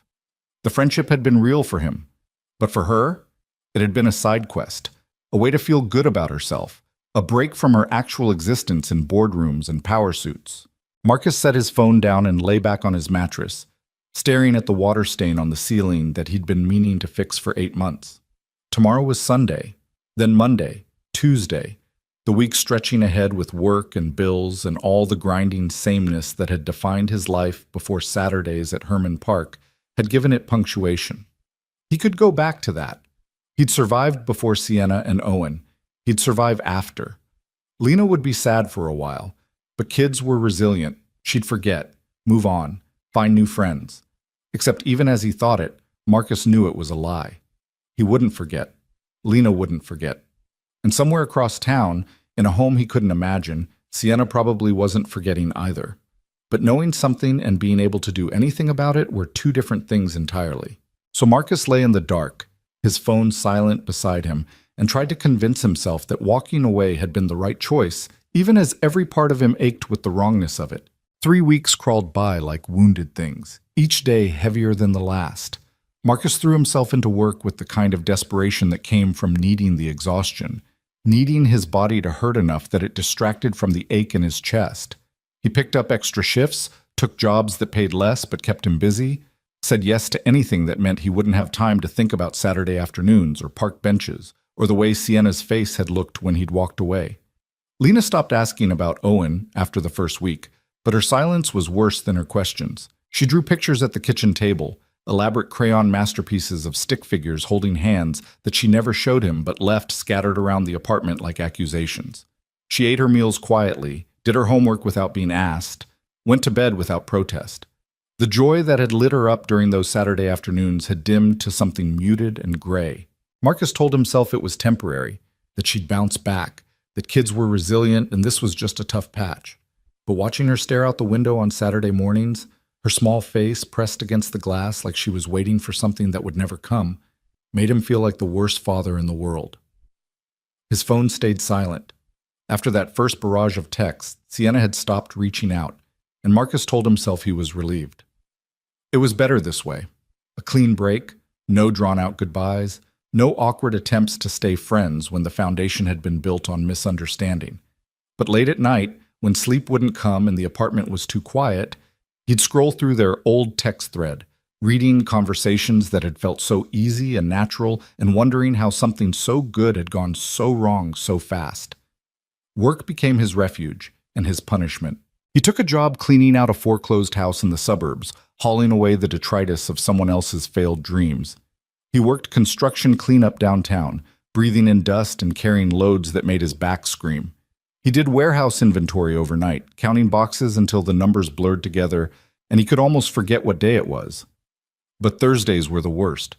Every Thursday evening, driving past the exit for Rosie's Diner, Marcus would feel the pull of habit and memory. He'd remember Owen's French fry tower and Lena's shy smile and Sienna's warmth cutting through his defensive walls. He'd remember feeling like maybe he wasn't alone in this impossible task of single parenthood, like maybe there were people who could understand without judgment or pity. On the fourth Thursday, he almost took the exit. His hands actually turned the wheel before his pride reasserted itself, and he jerked back into his lane, earning an angry horn from the car behind him. He drove home with white knuckles and a jaw clenched so tight it ached, and made Lena mac and cheese from a box while she watched him with those too perceptive eyes that saw everything he was trying to hide. "Daddy, are you mad at Miss Sienna?" she asked during dinner, breaking the silence that had become their new normal. "No, baby girl, I'm not mad." "Then why don't we see them anymore?" How did you explain adult complications to a 7-year-old? How did you say that sometimes pride mattered more than happiness? That embarrassment could poison something good? That the world was divided into people who belonged together and people who just borrowed each other's time for a while? "Sometimes friendships don't work out," Marcus said carefully. "It's nobody's fault. It just happens." "That's stupid," Lena announced with the blunt honesty of childhood. "You should fix it." "It's not that simple." "Why not? You always tell me that if something's broken, you try to fix it. You fixed my bike when the chain came off. You fixed the wobbly table leg. You fixed my stuffed elephant when his ear was coming off." She counted these miracles on her small fingers. "So why can't you fix this?" "Because some things aren't fixable with duct tape and determination, sweetheart." Lena studied him for a long moment, then returned to her mac and cheese with a disappointed sigh that somehow hurt more than tears would have. Marcus finished his own dinner without tasting it, the food turning to ash in his mouth. That night, after Lena was asleep, Marcus found himself holding his phone, thumb hovering over Sienna's contact. He could text her. He could apologize for overreacting, for letting his pride destroy something good, for hurting their kids because his ego was bruised. The words formed in his head. "I'm sorry. I miss our Saturdays. Can we try again?" But then he remembered the marble lobby and her confident stride and the way she'd walked past him like he was part of the furniture. He remembered counting dollars for a grilled cheese while she made decisions about millions. He remembered the fundamental truth that their friendship had revealed. They lived in different worlds, and crossing between them required one person to pretend they belonged somewhere they didn't. He set the phone down without texting. Friday morning arrived with rain, the kind of cold November drizzle that Houston occasionally produced to remind people that seasons existed. Marcus had a job scheduled at a corporate office building, post-construction cleanup that would take most of the day. The pay was decent enough that he couldn't turn it down, even though every muscle in his body ached from the week's accumulated labor. The building was new, all glass and steel and modern architecture that screamed money and progress. Marcus and his crew arrived at 7 a.m., ready to spend hours sweeping up drywall dust and construction debris, making the space pristine for whatever company would move in. The site supervisor, a harried woman with a clipboard and a perpetual frown, directed them to start on the 15th floor and work their way down. It was mindless work, the kind Marcus had learned to appreciate. Sweep, bag, haul, repeat. His body moved on autopilot while his mind drifted through the usual circuits of worry. Rent was due in 2 weeks. Lena needed new shoes. The car was making that noise again. He should probably look for something more stable than day labor. But stable jobs required availability he couldn't guarantee with Lena's school schedule. Around noon, the site supervisor called them down to the lobby. Valcor executives are doing a walkthrough. Need you all to clear the upper floors for an hour. Stay out of sight down here. Marcus froze at the name. Valcor. He'd heard Sienna mention Henderson contracts on that terrible Tuesday, but he'd never made the connection to a company name. Now, hearing it from the supervisor's mouth, pieces clicked into place with sickening clarity. Valcor Industries. He'd seen the name on buildings around Houston, on business news, on the kind of coverage that suggested major corporate power. "What's Valcor?" one of his coworkers asked. "Tech and development conglomerate," the supervisor replied, checking her clipboard. "They're the new tenants for floors 12 through 20. Big deal, apparently. The CEO's coming herself to inspect before they sign the final lease." Marcus felt the blood drain from his face. No, this couldn't be happening. Not again. Not another collision between his world and hers in a space where he was invisible and irrelevant. "Can we take an early lunch?" he asked the supervisor, his voice tight. "Come back after they're done?" She shrugged. "Long as you finish the job by 6. Don't care when you eat." Marcus grabbed his jacket and headed for the exit, moving fast enough that his crew called after him, asking if he was okay. He wasn't okay. He was the opposite of okay.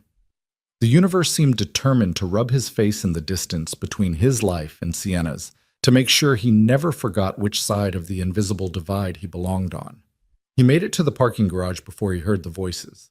The executive entrance opened onto the same level where the crew had parked their beat-up trucks and vans, and there was no other exit without walking directly past them. Marcus pressed himself against a concrete pillar, hidden in shadow, and tried to become invisible through sheer force of will. "The space is perfect," a male voice was saying. "The light on the upper floors, the sight lines, it's exactly what we need for the new innovation hub. I'm more concerned about the timeline." That was Sienna's voice, crisp and professional, and utterly unlike the warm tones he'd gotten used to on park benches. "We can't afford delays. The Seattle office is already 6 months behind schedule, and if Houston follows the same pattern, we're looking at serious budget overruns." Marcus risked a glance around the pillar. She was there in another expensive suit, navy this time, surrounded by what looked like a dozen people in business attire. Her hair was up in that severe style again, and she carried herself with the kind of authority that made everyone else unconsciously lean toward her when she spoke. "We've built in buffer time," a woman with red hair assured her. "The contractors understand the penalties for late delivery." "Good. Because I'm not interested in excuses. I want results." Sienna paused near a sleek black car, turning to address the group. "This Houston expansion is crucial. We're making a statement about Valcor's commitment to Texas markets. Everything needs to be perfect. The space, the timeline, the optics. Understood?" A chorus of affirmatives followed her statement. Then someone asked about the budget for office furniture, and they moved into a discussion of numbers that made Marcus's head spin.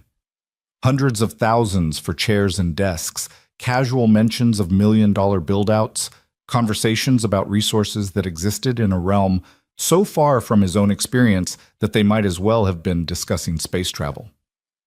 This was her world. This was who she actually was.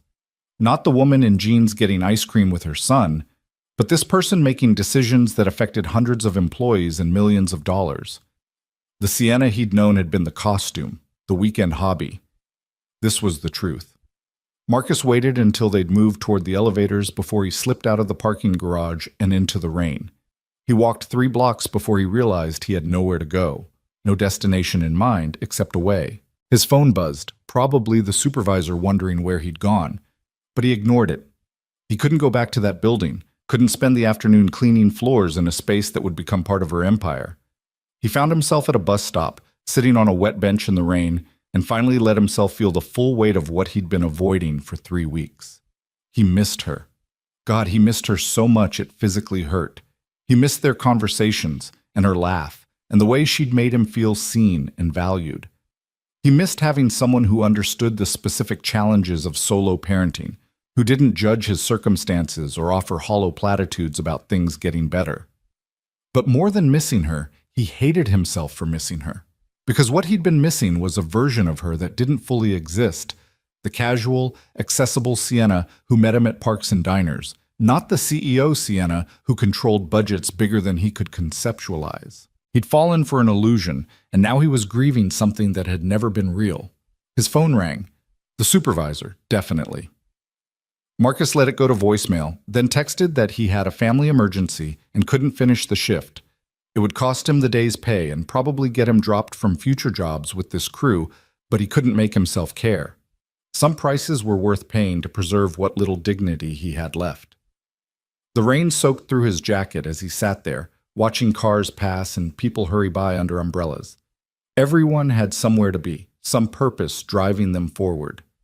Marcus felt untethered, like he'd lost the plot of his own life somewhere between that first Thursday at Rosie's Diner and this miserable Friday huddled at a bus stop. His phone buzzed again. Not the supervisor this time. A text from an unknown number. "Marcus, it's Sienna. Please call me.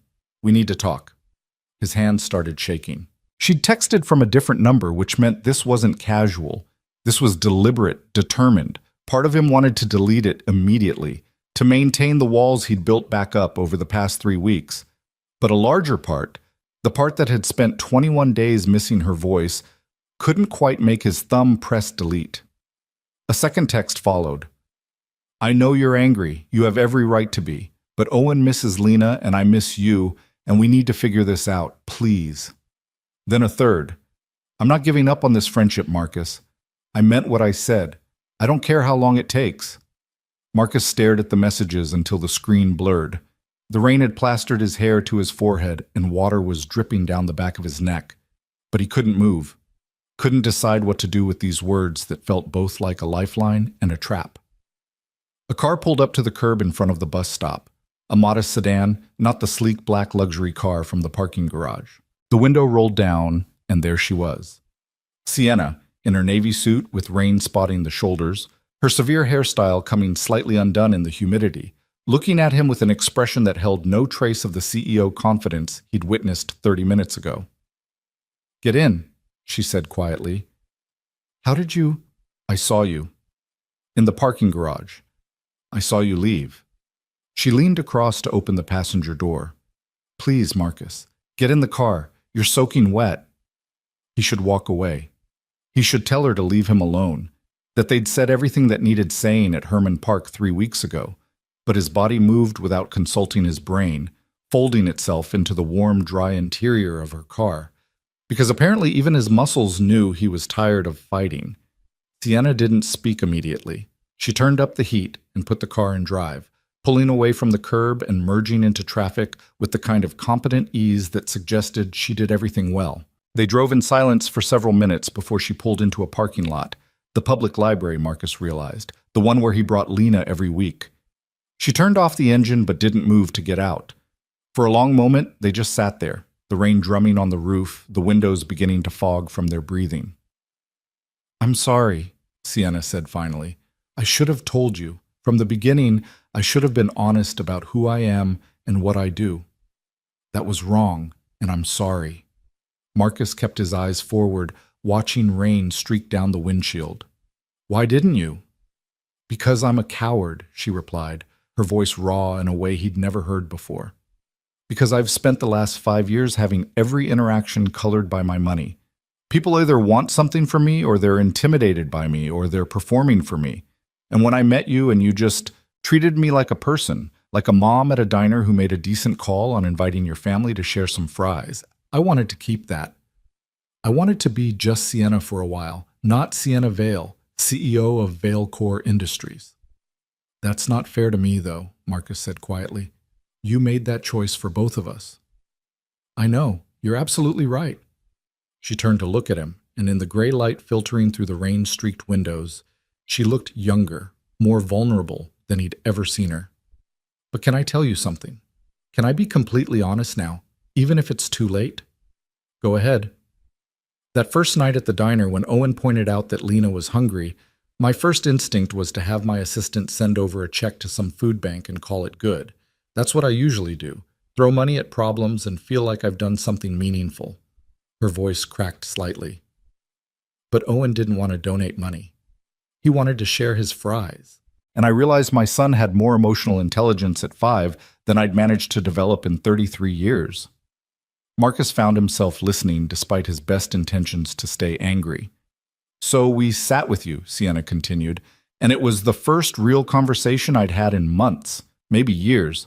You talked to me like an equal, not like a networking opportunity or a potential investor or someone whose favor you needed to curry. You were just yourself, honest and funny and struggling with the same things I struggle with. And I thought, this is what I've been missing. This is what real friendship feels like. But it wasn't real, Marcus interjected. It was based on you hiding who you are. I hid the money, Sienna corrected. I didn't hide who I am. Everything else was real, Marcus. Every conversation, every laugh, every moment of connection, that was me. The real me. Not the CEO version that walks through lobbies barking orders, but the actual person underneath all the corporate bullshit. She reached toward him, then seemed to think better of it, and pulled her hand back.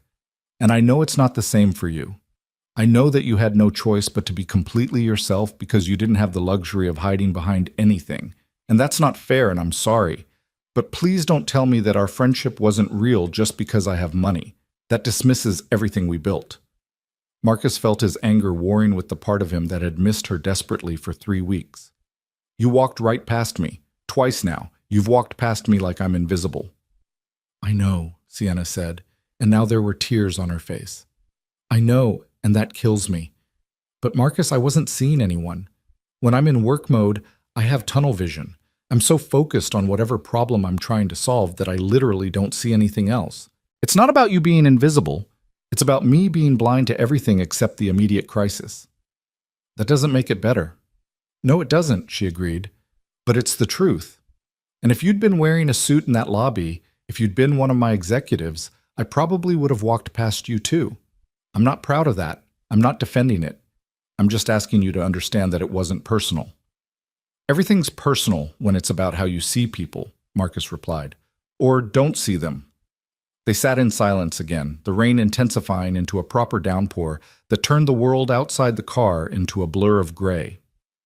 Marcus felt exhausted from the rain and the emotional whiplash and 3 weeks of trying to pretend he was fine when he was anything but.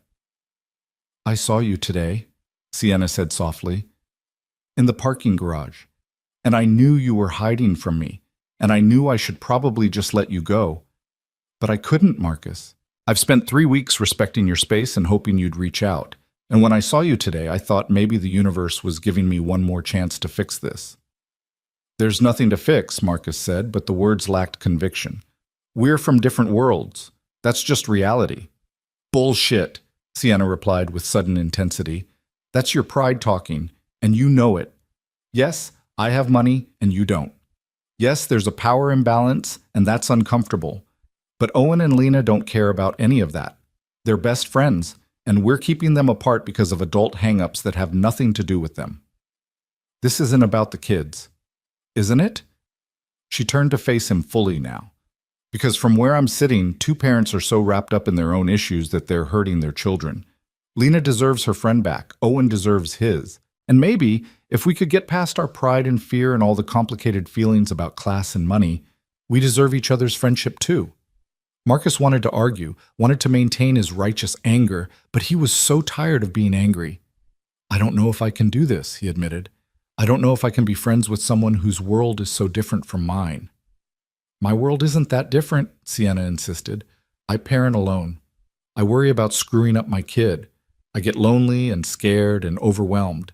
The money just means I have different problems, not no problems. Different problems is an understatement. Okay, yes, I'm not worried about making rent or affording groceries. You're right. She took a shaky breath. But I worry about raising a son who understands privilege without becoming entitled. I worry about him never learning empathy because everything's always been easy. I worry that the money will insulate him from reality until he becomes the kind of person who walks past someone scrubbing floors without seeing them. Marcus felt something shift in his chest at that admission. That's why I wanted him to be friends with Lena, Sienna continued, her voice breaking. Because she's good and kind and knows what it means to work for things.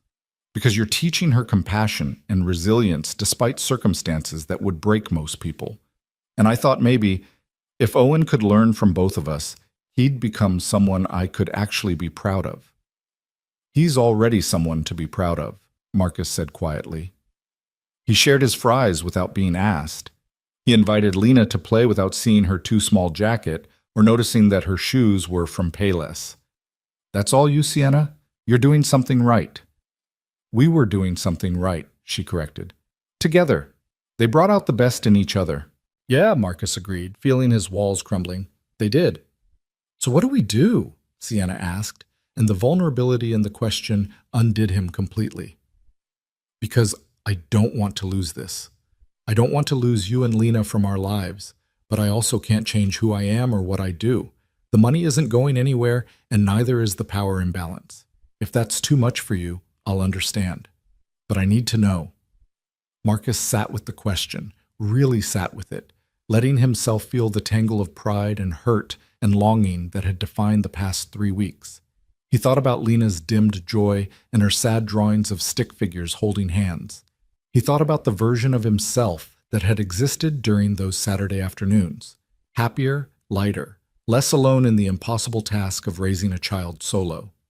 He thought about Sienna's laugh and their easy conversations and the way she'd made him feel seen and valued for the first time in years. I was embarrassed, he said finally, seeing you in that lobby so powerful and competent while I was on my knees scrubbing floors. It made me feel small, and I hated feeling that way, and I took it out on you. You're not small, Sienna said fiercely. You're a man raising his daughter alone, working whatever jobs you can find to make ends meet, never complaining, never asking for help. You're one of the strongest people I've ever met, Marcus. The money doesn't change that. It changes how people see me, though. Not me. Not the parts of me that matter. She reached for his hand, and this time he didn't pull away.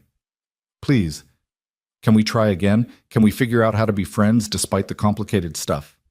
Marcus looked at their joined hands, hers soft from expensive moisturizer and weekly manicures, his calloused and scarred from years of hard labor. Such different hands, connected by a grip that felt solid and real and right. Lena needs her friend back, he said slowly. Owen, too. And I... He swallowed hard, forcing himself to admit what he'd been denying for 3 weeks. I miss you. I miss talking to you. I miss having someone who gets it. I miss you too, Sienna said, and the relief in her voice was palpable. So much. These past 3 weeks have been miserable. Yeah, they really have, Marcus agreed. They sat there in the library parking lot, rain pounding on the roof, still holding hands across the center console of Sienna's car. It felt like the world had stopped to give them this moment, this chance to choose friendship over pride, connection over fear. Ground rules, Marcus said finally. If we're going to do this, we need rules. Okay, like what? No more secrets. If something's bothering you or me, we talk about it. We don't let it fester. Agreed. Sienna said immediately. And I need you to see me. When we're together, I need you to actually be present, not in work mode or CEO mode or whatever, just you. I can do that. I promise. She squeezed his hand. What else? I buy Lena's ice cream, Marcus said, the words coming out more forcefully than he'd intended.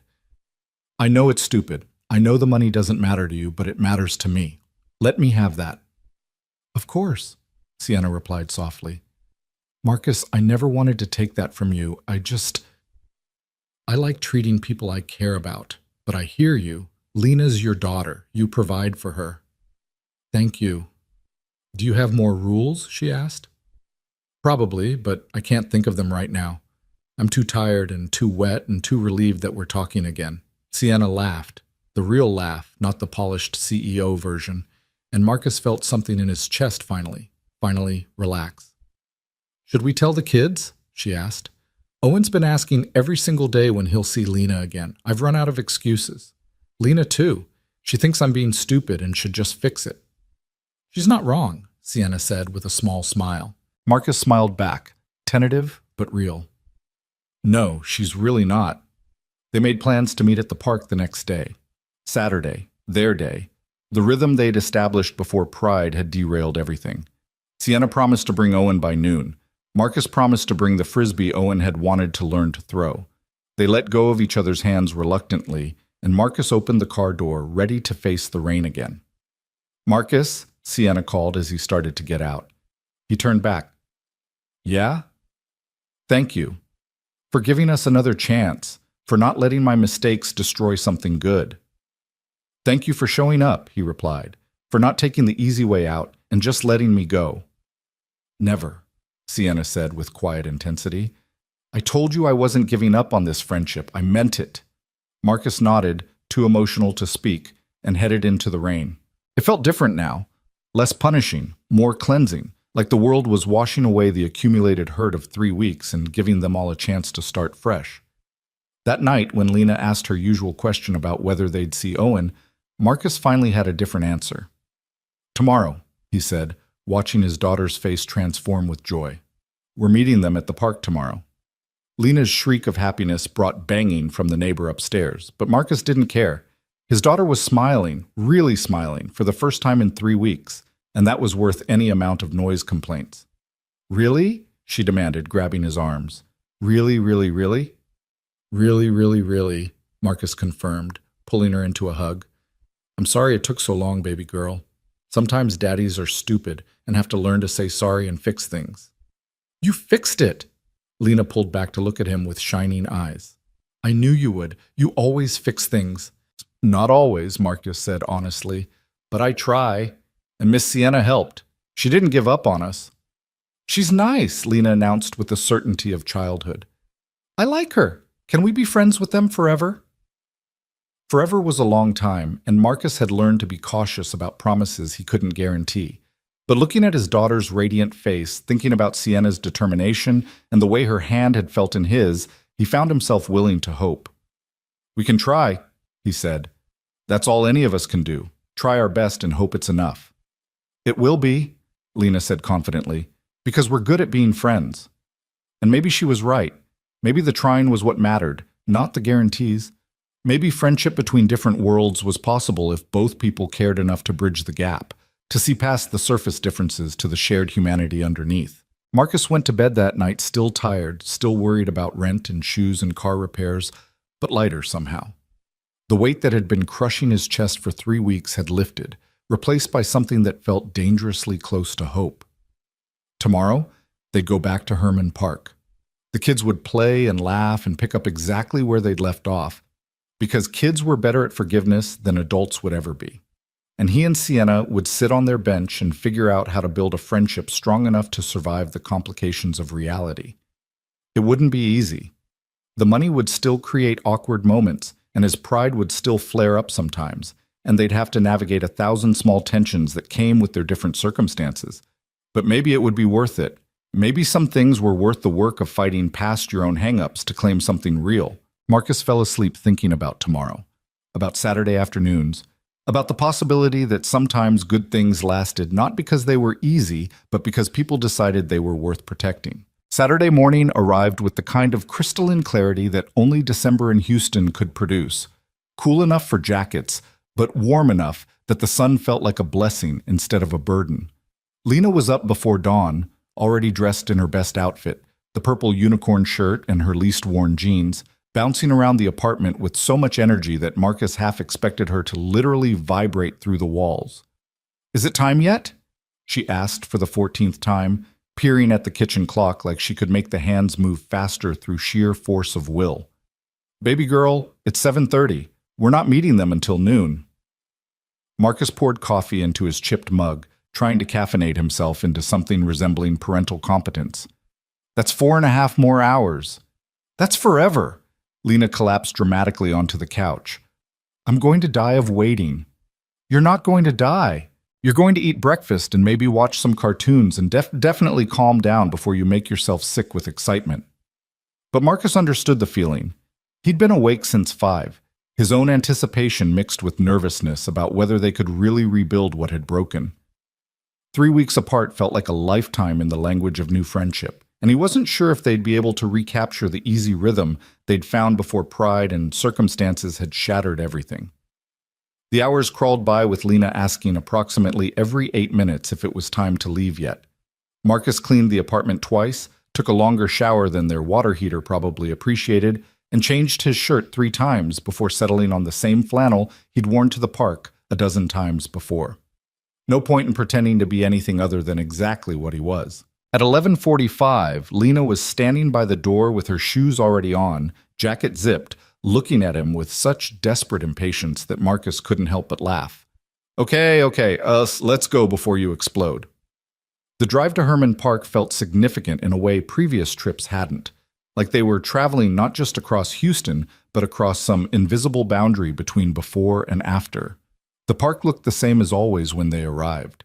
Families scattered across the grass, joggers circling the paths, the playground alive with the sound of children's laughter. But Marcus felt different walking toward their bench, hyper-aware of every step, every breath, every beat of his heart that seemed too loud in his chest. They were early. Of course they were early.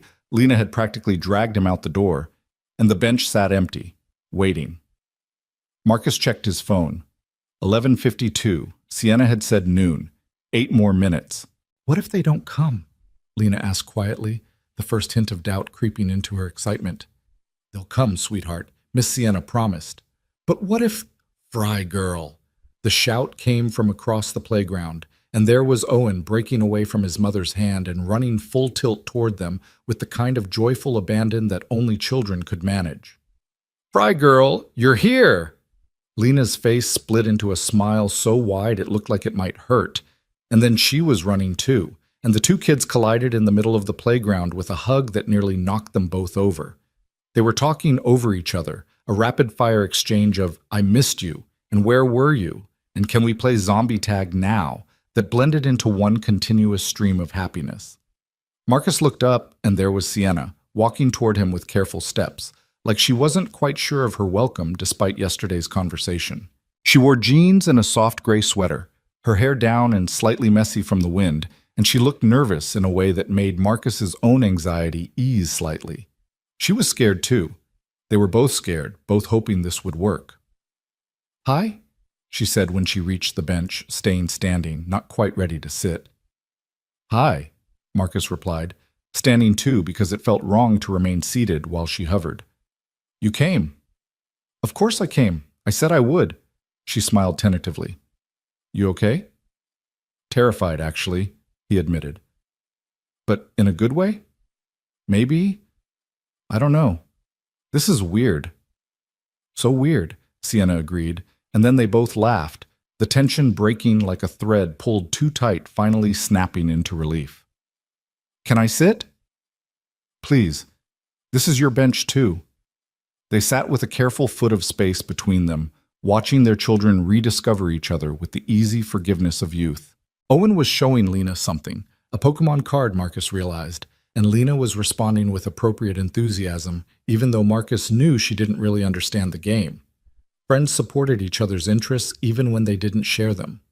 That was one of life's early lessons, learned here on this playground. I was worried you wouldn't come, Sienna said quietly, that you'd changed your mind overnight. I could say the same thing, Marcus replied. Thought maybe in the cold light of day, you'd realize being friends with a guy who cleans buildings for a living wasn't worth the trouble. Marcus, she turned to look at him directly. Can we make a deal, right here, right now? What kind of deal? That we stop with the self-deprecating stuff. You don't diminish yourself because of what you do for work, and I don't apologize for having money. We just accept that those are facts of our lives, not judgments about our worth as people. Marcus considered this. It went against every defensive instinct he'd developed, every protective wall he'd built to shield himself from judgment. But maybe that was the point. Maybe friendship required vulnerability, required choosing to believe the best about someone instead of assuming the worst. Okay, he said finally. Deal. Though you're asking me to break a pretty deeply ingrained habit. Same. I've spent 5 years either hiding my money or wielding it like a weapon. Being normal about it feels impossible. She smiled ruefully. We're both going to mess this up sometimes, aren't we?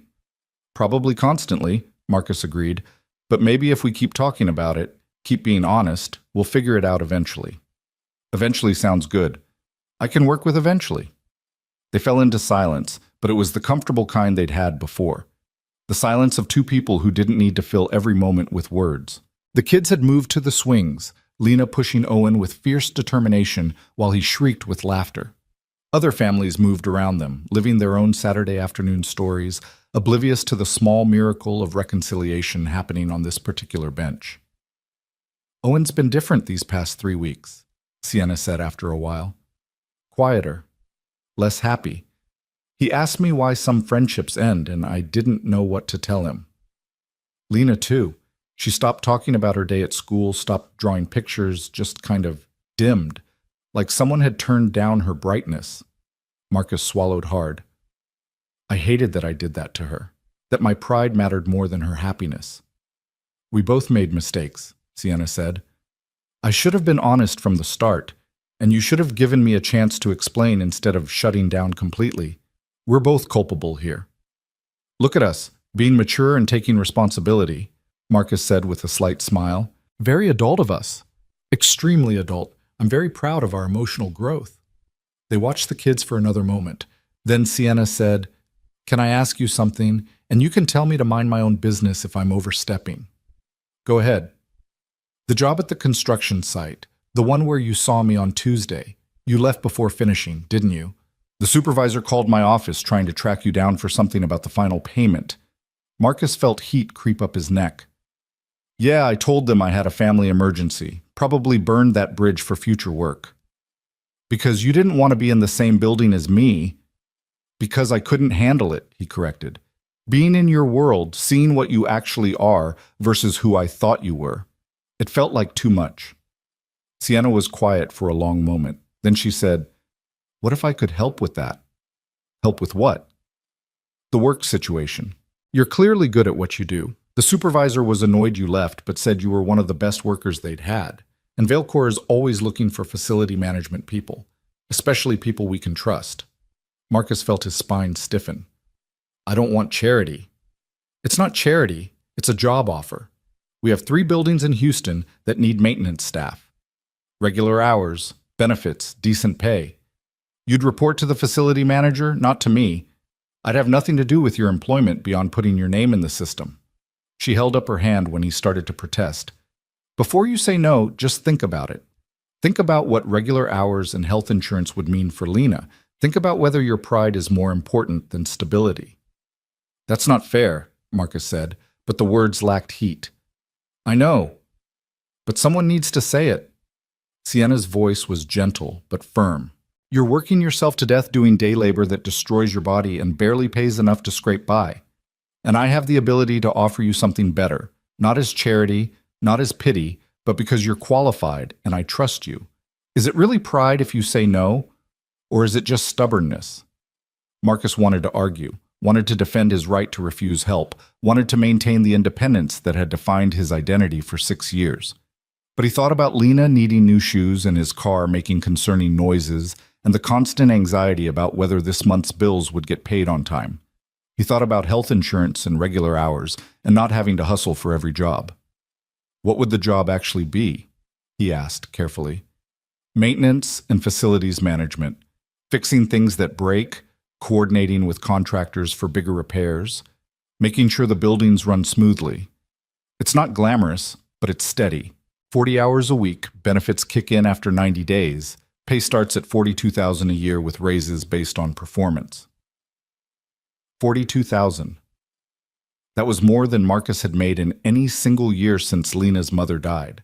That was enough to move to a better apartment, to buy Lena new clothes when she needed them instead of waiting for sales, to stop counting every dollar and maybe start breathing a little easier. I need to think about it, he said finally. Of course. Take all the time you need. The position's not going anywhere. Sienna paused, then added, But Marcus? This isn't me trying to save you or fix you or whatever. This is me recognizing that you're good at what you do, and I happen to have a need for exactly that skill set. That's how jobs work. I'm not doing you a favor. You'd be doing me one by taking a position I need filled with someone I know is reliable. You barely know me, Marcus pointed out. I know you've shown up every single Saturday for 6 weeks straight. I know you put your daughter first in every decision. I know you work your ass off and never complain. That tells me everything I need to know about reliability. She met his eyes. But like I said, think about it. No pressure. The conversation felt too heavy for a sunny Saturday afternoon, so Marcus deliberately changed the subject. Did Owen really tell his class that Lena was his best friend? Sienna's face softened into a genuine smile. He did. The teacher sent home a note saying she was glad he'd found a special friend because he'd been struggling with connections this year. Most kids either treat him differently when they find out about the money, or their parents push them to be his friend for the wrong reasons. That's awful. It's life when you're rich, Sienna said matter-of-factly. Everything's complicated by ulterior motives. That's why Lena is so important to him. She liked him before she knew anything about me or what I do. It's pure, uncomplicated, real. Lena doesn't know about the money? Marcus asked, surprised. Not really. She knows Owen lives in a big house. We had a play date there once before. Everything. But she didn't make the connection to wealth. She just thought he had a lot of space for toys. Sienna smiled. Which I guess is technically true. The mention of a play date sparked something in Marcus's mind. Speaking of which, Lena's been asking if Owen could come over to our place. And I've been avoiding the question because our apartment is small and kind of run down and not exactly the kind of place I imagine Owen is used to. He lives in a penthouse.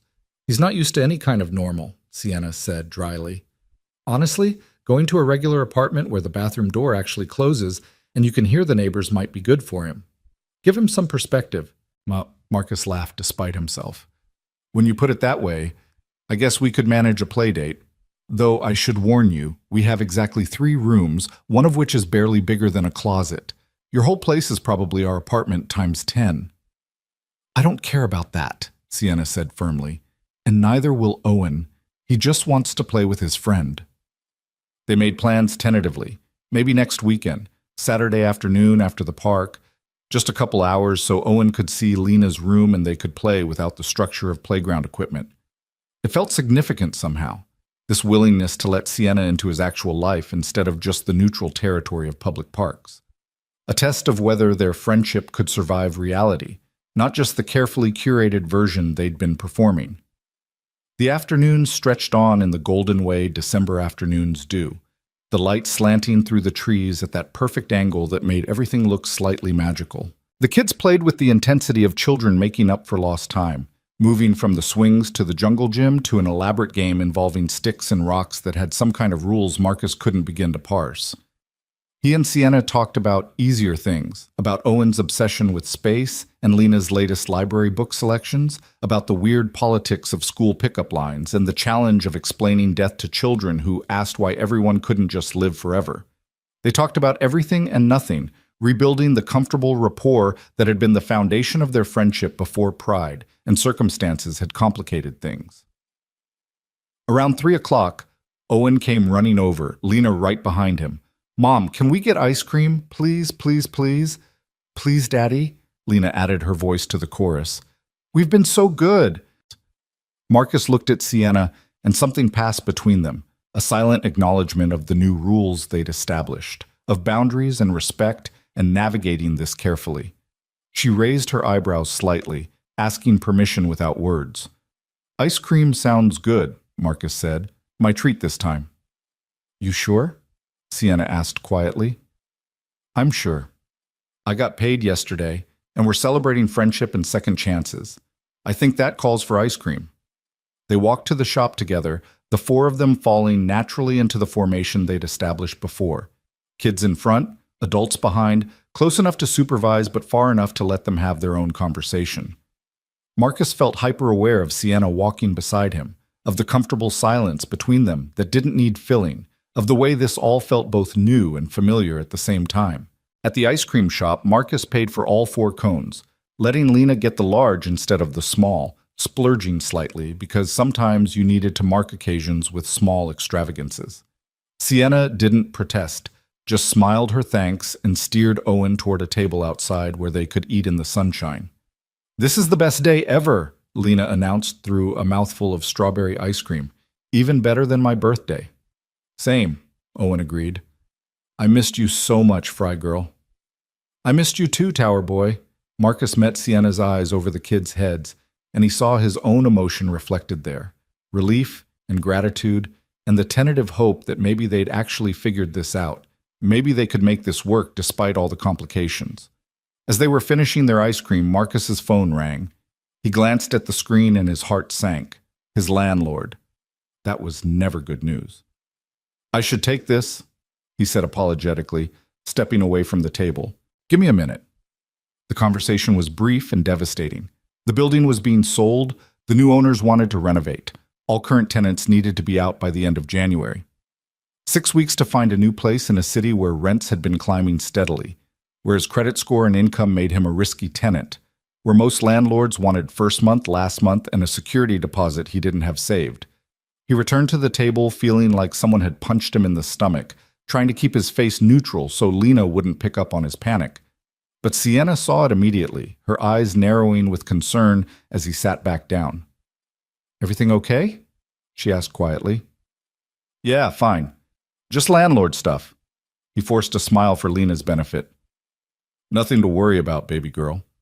But Sienna's expression said she wasn't buying it, and later, after the kids had run off to play on the small playground adjacent to the ice cream shop, she pressed, "What's actually going on?" Marcus hesitated, pride warring with the exhaustion of carrying everything alone. They just rebuilt this friendship, just established rules about honesty and communication, and she'd asked him to be real with her, to let down the walls. "Building's being sold," he said finally, keeping his voice low so Lena wouldn't hear. "We have to be out by end of January. 6 weeks to find a new place in a market I can barely afford as it is." "Shit," Sienna breathed. "Marcus, I'm sorry. That's awful timing." "Timing is what it is. I'll figure it out. I always do." But even to his own ears, the words sounded hollow. He didn't know how he'd figure this out. Every apartment he could potentially afford was in worse neighborhoods than where they currently lived, and the better areas were completely out of reach unless he wanted to spend 70% of his income on rent. Sienna was quiet for a moment, and Marcus could practically hear the wheels turning in her head. Then she said carefully, "Don't take this the wrong way, but I might be able to help." "Sienna, just hear me out," she interrupted. "I own a few rental properties around the city, small places, nothing fancy. One of them, a 2-bedroom in a decent neighborhood near Lena's school, just came vacant. The previous tenant moved out last month, and I've been dragging my feet on listing it because the property manager keeps pushing me to renovate and jack up the rent. But honestly, I'd rather have a reliable tenant who'll take care of the place." Marcus felt his chest tighten. "I can't afford market rate in a decent neighborhood. You know I can't." "I'm not asking market rate. I'm asking whatever you're paying now. Maybe less if your current place is overpriced, which I'm guessing it might be." She held up her hand before he could protest. "This isn't charity. This is me being a landlord and you being a tenant. You'll pay rent, you'll sign a lease, everything will be completely above board and legal. I just happen to value reliability over profit, and I know you'll take care of the place. You can't just give me a discount because we're friends. That's exactly the kind of thing that makes this complicated. I'm not giving you a discount because we're friends, Sienna said firmly. I'm offering you fair rent because you're a stable tenant with a kid who'll be careful with the property. I could list it tomorrow and probably get some tech bro who'll trash the place and skip out on rent after 3 months. Or I could rent it to someone I trust who has an actual incentive to maintain it. This is good business, Marcus, not charity. It feels like charity. Then let's make it not charity.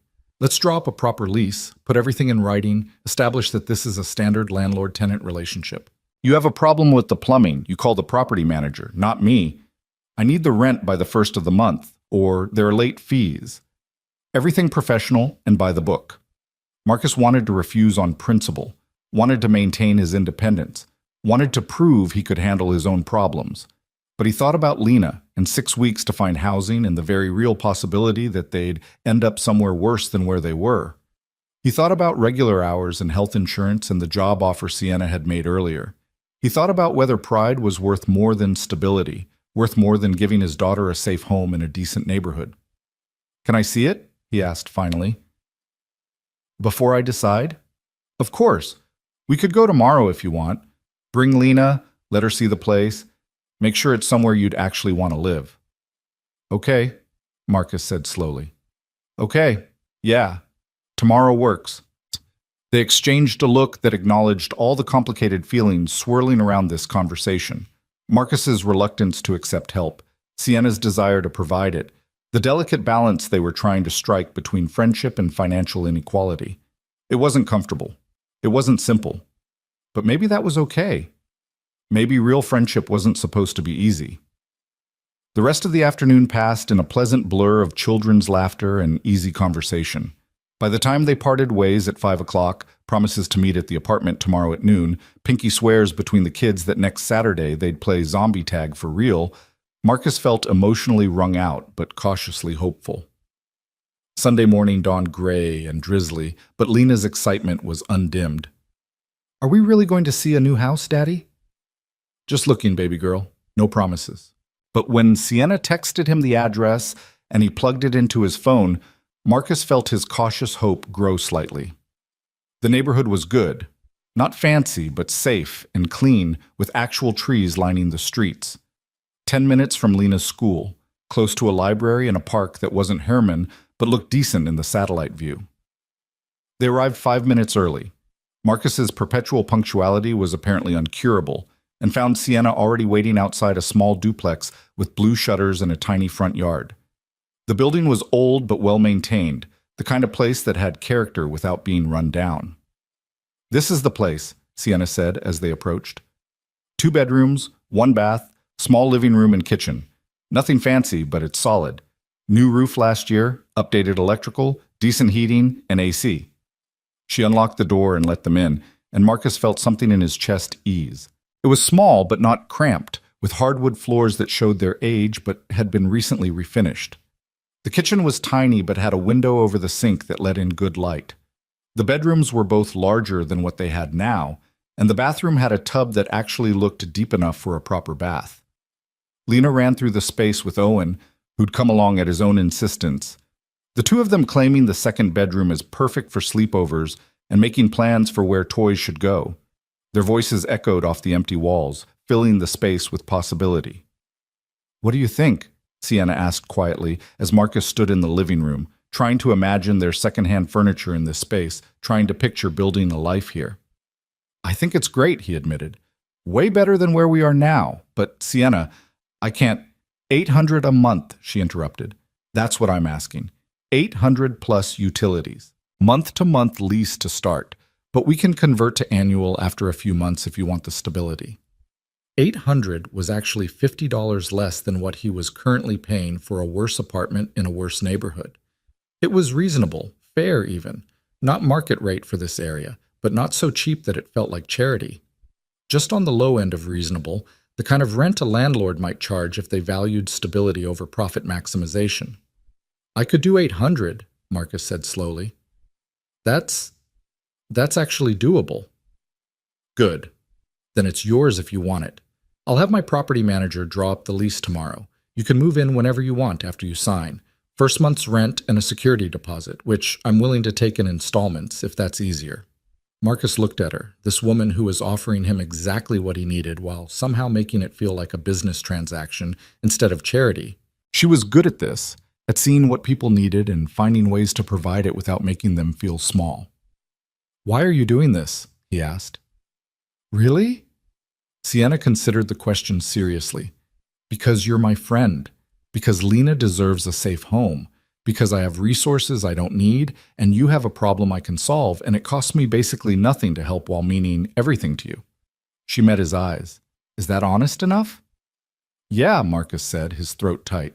Yeah, that's honest. So is that a yes? He thought about Lena's excited chatter coming from the bedroom, about the relief of not having to frantically search for housing, about what it would mean to have stability and safety and a decent place to call home. He thought about pride and independence and the cost of refusing help when it was offered with genuine care. Yes, he said finally. Yes, we'll take it. Thank you. Sienna's smile was radiant with relief. You're welcome, truly. I'm glad I could help. They spent another hour at the apartment, measuring rooms and discussing logistics and letting the kids run wild through the empty space. By the time they left, Marcus had signed a preliminary agreement and put down a deposit, small enough to be manageable, large enough to feel real. The property manager would contact him tomorrow about the formal lease and move-in dates. As they stood outside by their cars, Lena and Owen once again saying goodbye with dramatic flair, Sienna said quietly, "Have you thought any more about the job offer?" "Yeah," Marcus replied, "and I think I'd like to at least hear more about it. Do an interview or whatever the normal process is. I'll have HR reach out tomorrow. They'll set up a formal interview, go through everything properly. If you get the job, it'll be because you're qualified, not because we're friends." Fair enough. There was a moment of comfortable silence. Then Sienna said, "This is going to work, us being friends. All of this. It's going to be okay." "How can you be sure?" Marcus asked. "Because we want it to work. Because we're both willing to be uncomfortable and honest and do the hard work of navigating the complicated parts. That's more than most friendships have going for them." Marcus smiled. "When did you get so wise?" "I'm not wise.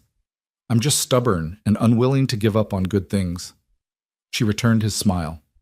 "Plus, Owen would never forgive me if I let his best friend disappear again. That kid holds grudges." They parted ways with plans to meet at the park next Saturday, back to their routine, their rhythm, the thing that had worked before they'd let fear and pride derail it. Marcus drove home feeling lighter than he had in months, Lena chattering beside him about her new room and how they should paint it purple with stars on the ceiling. The next weeks passed in a blur of forward momentum. Marcus interviewed for the facilities position, a formal sit-down with the HR director and the facilities manager, no mention of Sienna except as the person who'd referred him. He got the job on his own merits, started 2 weeks later, and immediately felt the difference that regular hours and steady pay made. He could breathe, he could plan, he could stop doing constant financial calculus every time Lena needed something. They moved into the duplex in mid-January, and true to her word, Sienna stayed completely out of the landlord-tenant relationship. When Marcus had a question about the lease, he called the property manager. When something broke, the kitchen faucet started dripping in week 2, he submitted a maintenance request through the official channels, and a plumber came out within 24 hours. It was professional and proper and exactly what Sienna had promised. But she helped with the move itself, showing up on a Saturday morning with Owen and a pickup truck she'd borrowed from somewhere, ready to haul boxes and furniture. Marcus protested that she didn't need to, but she just smiled and said friends help friends move, and that was that. They spent the day carrying Marcus's modest belongings into the new place, Owen and Lena helping, in the way 7-year-olds help, mostly getting in the way but keeping spirits high with their enthusiasm. By evening, the duplex was starting to feel like home. Marcus's furniture looked better here than it had in the old apartment, like the space was giving his belongings permission to be more than just functional. Lena's room was set up with her bed in the corner and her stuffed animals arranged just so, and she'd already started covering the walls with drawings and pictures. They ordered pizza, Marcus's treat, though Sienna tried to insist on paying until he reminded her of their rules, and ate sitting on the floor of the living room because Marcus didn't have a kitchen table yet. Owen declared it the best dinner ever because eating on the floor was like camping, but inside, and Lena agreed enthusiastically. After they'd eaten, after Owen had dozed off on the couch and Lena had gone to bed in her new room, Marcus and Sienna sat on the front steps of the duplex, looking at the quiet street in the gathering dusk. "Thank you," Marcus said quietly, "for all of it. The apartment, the job referral, the help moving. Thank you." "You're welcome," was Sienna replied. "But, you're doing me just as much good as I'm doing you." "How do you figure that?" "You've reminded me what actually matters. Before I met you and Lena, I was so caught up in quarterly earnings and market share and all the bullshit that comes with running a company that I'd forgotten why I started the business in the first place." She looked at him, her expression serious. "I wanted to build something meaningful, something that made people's lives better. But somewhere along the way, it became about growth for growth's sake, profit for profit's sake. You've helped me remember the human element. I think you're giving me too much credit. I'm really not. Watching you parent Lena with so much love, despite having so little margin for error, it's humbling. You've made me a better mom to Owen just by example." They sat in comfortable silence, watching the neighborhood settle into evening. A car passed, its headlights sweeping across them briefly before moving on.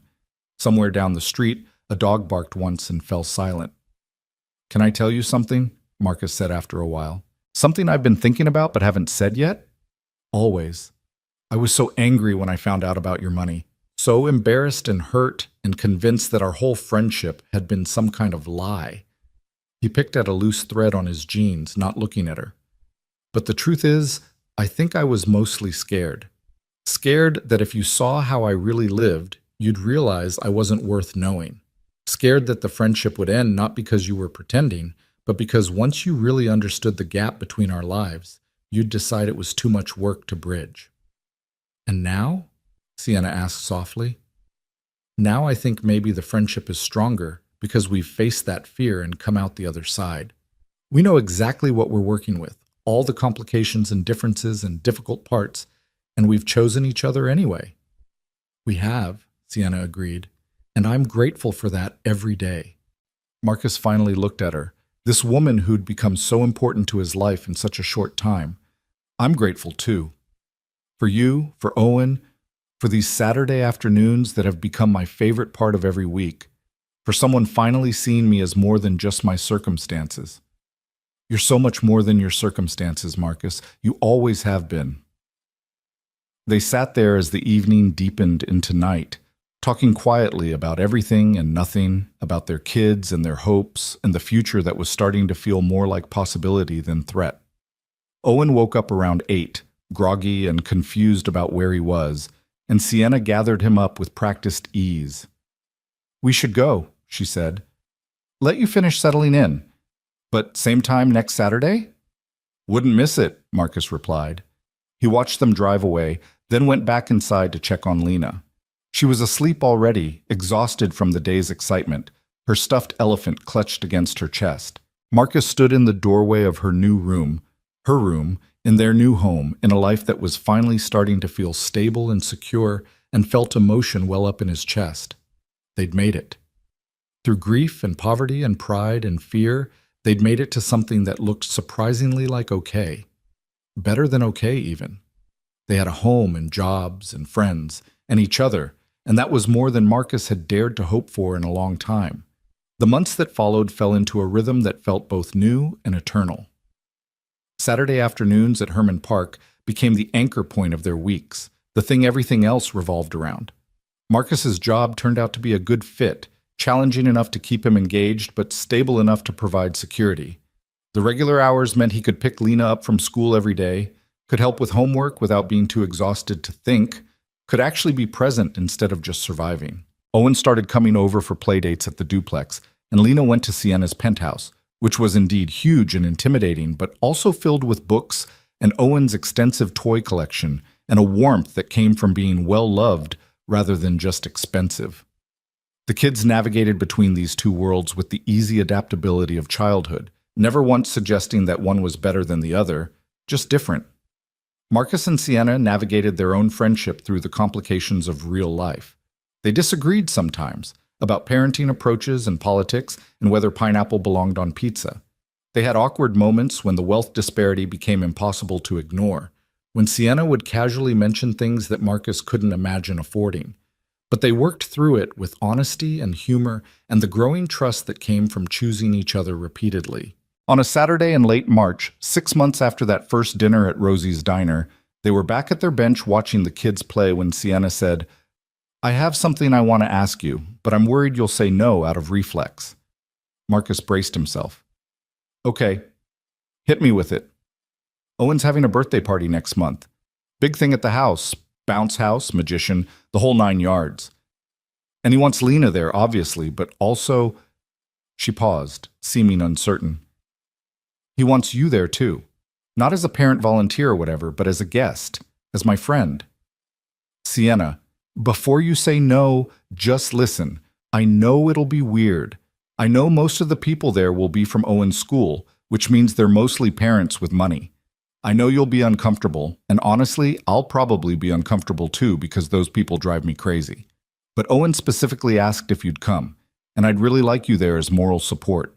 Marcus thought about it, about walking into Sienna's world deliberately, about facing the kind of people who'd look at him and immediately categorize him as lesser, about whether his discomfort mattered more than Owen's wishes and Sienna's request. "Will there be cake?" he asked finally. Sienna blinked, surprised by the question. "What? Will there be cake at this party? Because I make decisions about social events I'll hate, based primarily on the dessert situation." She laughed, relief flooding her face. "Yes, there will be excellent cake. Owen requested chocolate with vanilla frosting and those little candy decorations." "Then yeah, okay, I'll come. But I'm not wearing a suit." "God, please don't. Nobody actually wants to see you in a suit. Come as you are. That's the whole point." Owen's birthday party was exactly as overwhelming as Marcus had feared. The penthouse was packed with people who all seemed to know each other, who all had that casual wealth confidence that came from never worrying about money. Their kids wore designer clothes and talked about vacations to places Marcus had only seen in movies. The adults discussed property values and stock portfolios, and threw around numbers that made his head spin. But Lena was having the time of her life playing with Owen and the other kids, and Sienna stayed close to Marcus, running interference when people got too obnoxious and introducing him simply as "my friend Marcus" without elaboration or explanation. He helped with the practical things, corralling kids for the magician, cutting cake, cleaning up spills, and found himself actually enjoying parts of it despite the fish-out-of-water feeling. The moment that mattered most came near the end, when Owen was opening presents. There was an overwhelming pile of expensive gifts, video games and elaborate toys, and things that probably cost more than Marcus's rent. When Owen got to Marcus and Lena's gift, a set of books about space that Marcus had saved up for, nothing fancy but chosen carefully, the boy's face lit up like they'd given him the moon. "Oh, wow! The Mars Trilogy! I've been wanting these forever." Owen clutched the books to his chest, genuine joy radiating from him. "Thank you, Marcus. Thank you, Lena. These are so cool." And just like that, Marcus felt the evening's tension ease. Because a 7-year-old who got genuinely excited about books in the middle of an avalanche of expensive presents was going to turn out okay. And a mother who'd raised a kid like that, despite having money that could have spoiled him rotten, was doing something right. As they were leaving, Sienna walked them to the elevator. "Thank you for coming," she said quietly. "I know it was hard." "It wasn't as bad as I thought it would be," Marcus admitted. "Your friends are kind of insufferable, though." "Oh, I know. I can't stand most of them. That's why I need actual friends like you around." She smiled. "Same time next Saturday?" "Owen's already planning something involving the frisbee and extreme jumping." "We'll be there." The elevator doors closed on Sienna's wave, and Marcus looked down at Lena, who was already half asleep against his side. "Good party, baby girl?" "The best," she murmured. "Owen's my best friend in the whole world." "I know, sweetheart. I know." Spring turned to summer, and their Saturday tradition continued unbroken. They tried new playgrounds sometimes, went to the zoo once, even braved the heat for a day at the splash pad. But more often than not, they returned to Herman Park, to their bench, to the space where this unlikely friendship had first taken root. On a Saturday in late June, Marcus arrived at the park to find Sienna already there, sitting on their bench with a distant expression that suggested she was thinking about something heavy. Owen and Lena ran off immediately, but Marcus sat down with concern. "You okay?" he asked. "Yeah, just thinking." She turned to look at him. "Do you remember that day at the diner? That first Thursday?" "Of course." "I've been thinking about what brought us there. What brought all of us there at that exact moment. If we'd arrived 10 minutes earlier or later, if I'd chosen a different booth, if Owen hadn't noticed that Lena was hungry, this whole friendship might never have happened." "But it did happen," Marcus pointed out. "It did. And it changed everything for me. For Owen. For both of us, I think." She smiled, and there was something bittersweet in it. "You didn't just change my life, Marcus. You brought us back to life. Before you and Lena, Owen and I were just going through motions, work and school, and all the things we were supposed to do without really feeling any of it. You reminded us what connection feels like. Sienna, I think you're forgetting that I needed this just as much as you did," Marcus said. "Maybe more. I was drowning before we met you, barely keeping my head above water, so focused on survival that I'd forgotten to actually live." "So we saved each other then?" "Yeah, I guess we did."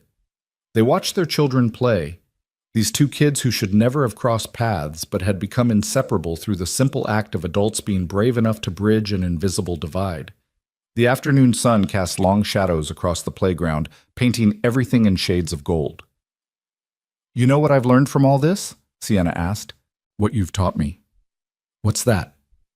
"That the walls between people, between different lives, different circumstances, they're mostly illusions we maintain because they're easier than actually connecting, but they're not real. Not if we choose not to let them be real." "That's pretty profound for a Saturday afternoon," Marcus said with a slight smile. "I'm a profound person on Saturdays. Monday through Friday, I'm mostly just stressed and bossy, but Saturdays bring out my philosophical side." They laughed together, the sound carrying across the playground where their children were building something elaborate in the sandbox. A tower, naturally, because some things never changed. Two families who met over shared fries had built something far greater than either of them could have imagined.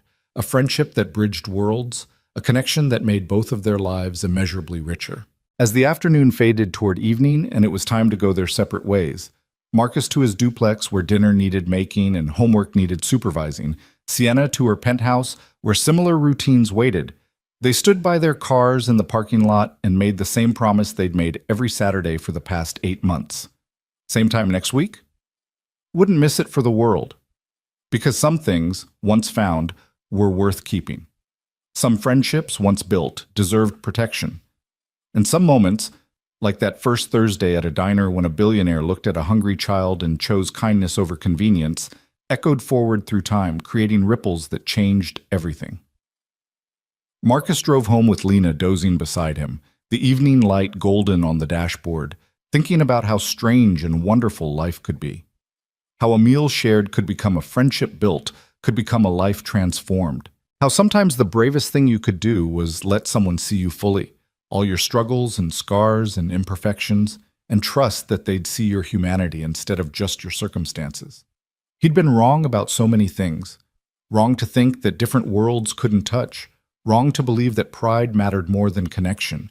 Wrong to assume that accepting help meant admitting defeat. But being wrong had led him here, to stability and friendship and a future that looked less like survival and more like actually living. That night, after Lena was asleep and the apartment was quiet, Marcus sat on his front steps and thought about the past year, about grief and struggle, about meeting Sienna and almost losing her, about learning to accept help and building something that looked surprisingly like a real life. His phone buzzed with the text from Sienna, a photo of Owen asleep with the space books Marcus had given him for his birthday, the caption reading, "Still his favorites." Marcus smiled and texted back a picture of Lena's drawing from earlier that day, a family portrait that included not just Marcus and Lena, but Owen and Sienna too, all of them holding hands under a sky full of stars, and a banner that read, best friends forever, in 7-year-old handwriting. Sienna's response was immediate, a heart emoji, then forever sounds about right. And it did. It really did. Because some friendships weren't built on shared circumstances or common backgrounds or any of the usual foundations. Some friendships were built on something simpler and more profound, on seeing each other fully, accepting each other completely, and choosing connection over the easy comfort of staying in separate worlds. The evening deepened into night, and Marcus stayed on his front steps a while longer, watching the neighborhood settle into its nightly rhythms. Tomorrow was Sunday, and he'd take Lena to the library like they did every week. Monday, he'd go to work, doing a job he was good at and actually enjoyed. And next Saturday, they'd meet at Herman Park, sitting on their bench, watching their children play, continuing the friendship that had started with French fries and had grown into something neither of them could imagine living without. It wasn't a fairy tale ending. There would still be struggles and awkward moments and complications that came from their different circumstances. But it was real, and it was good, and it was theirs. A new beginning built on kindness and courage and love that didn't care about worlds or wallets, only hearts. And that, Marcus thought as he finally headed inside, was more than enough. It was everything.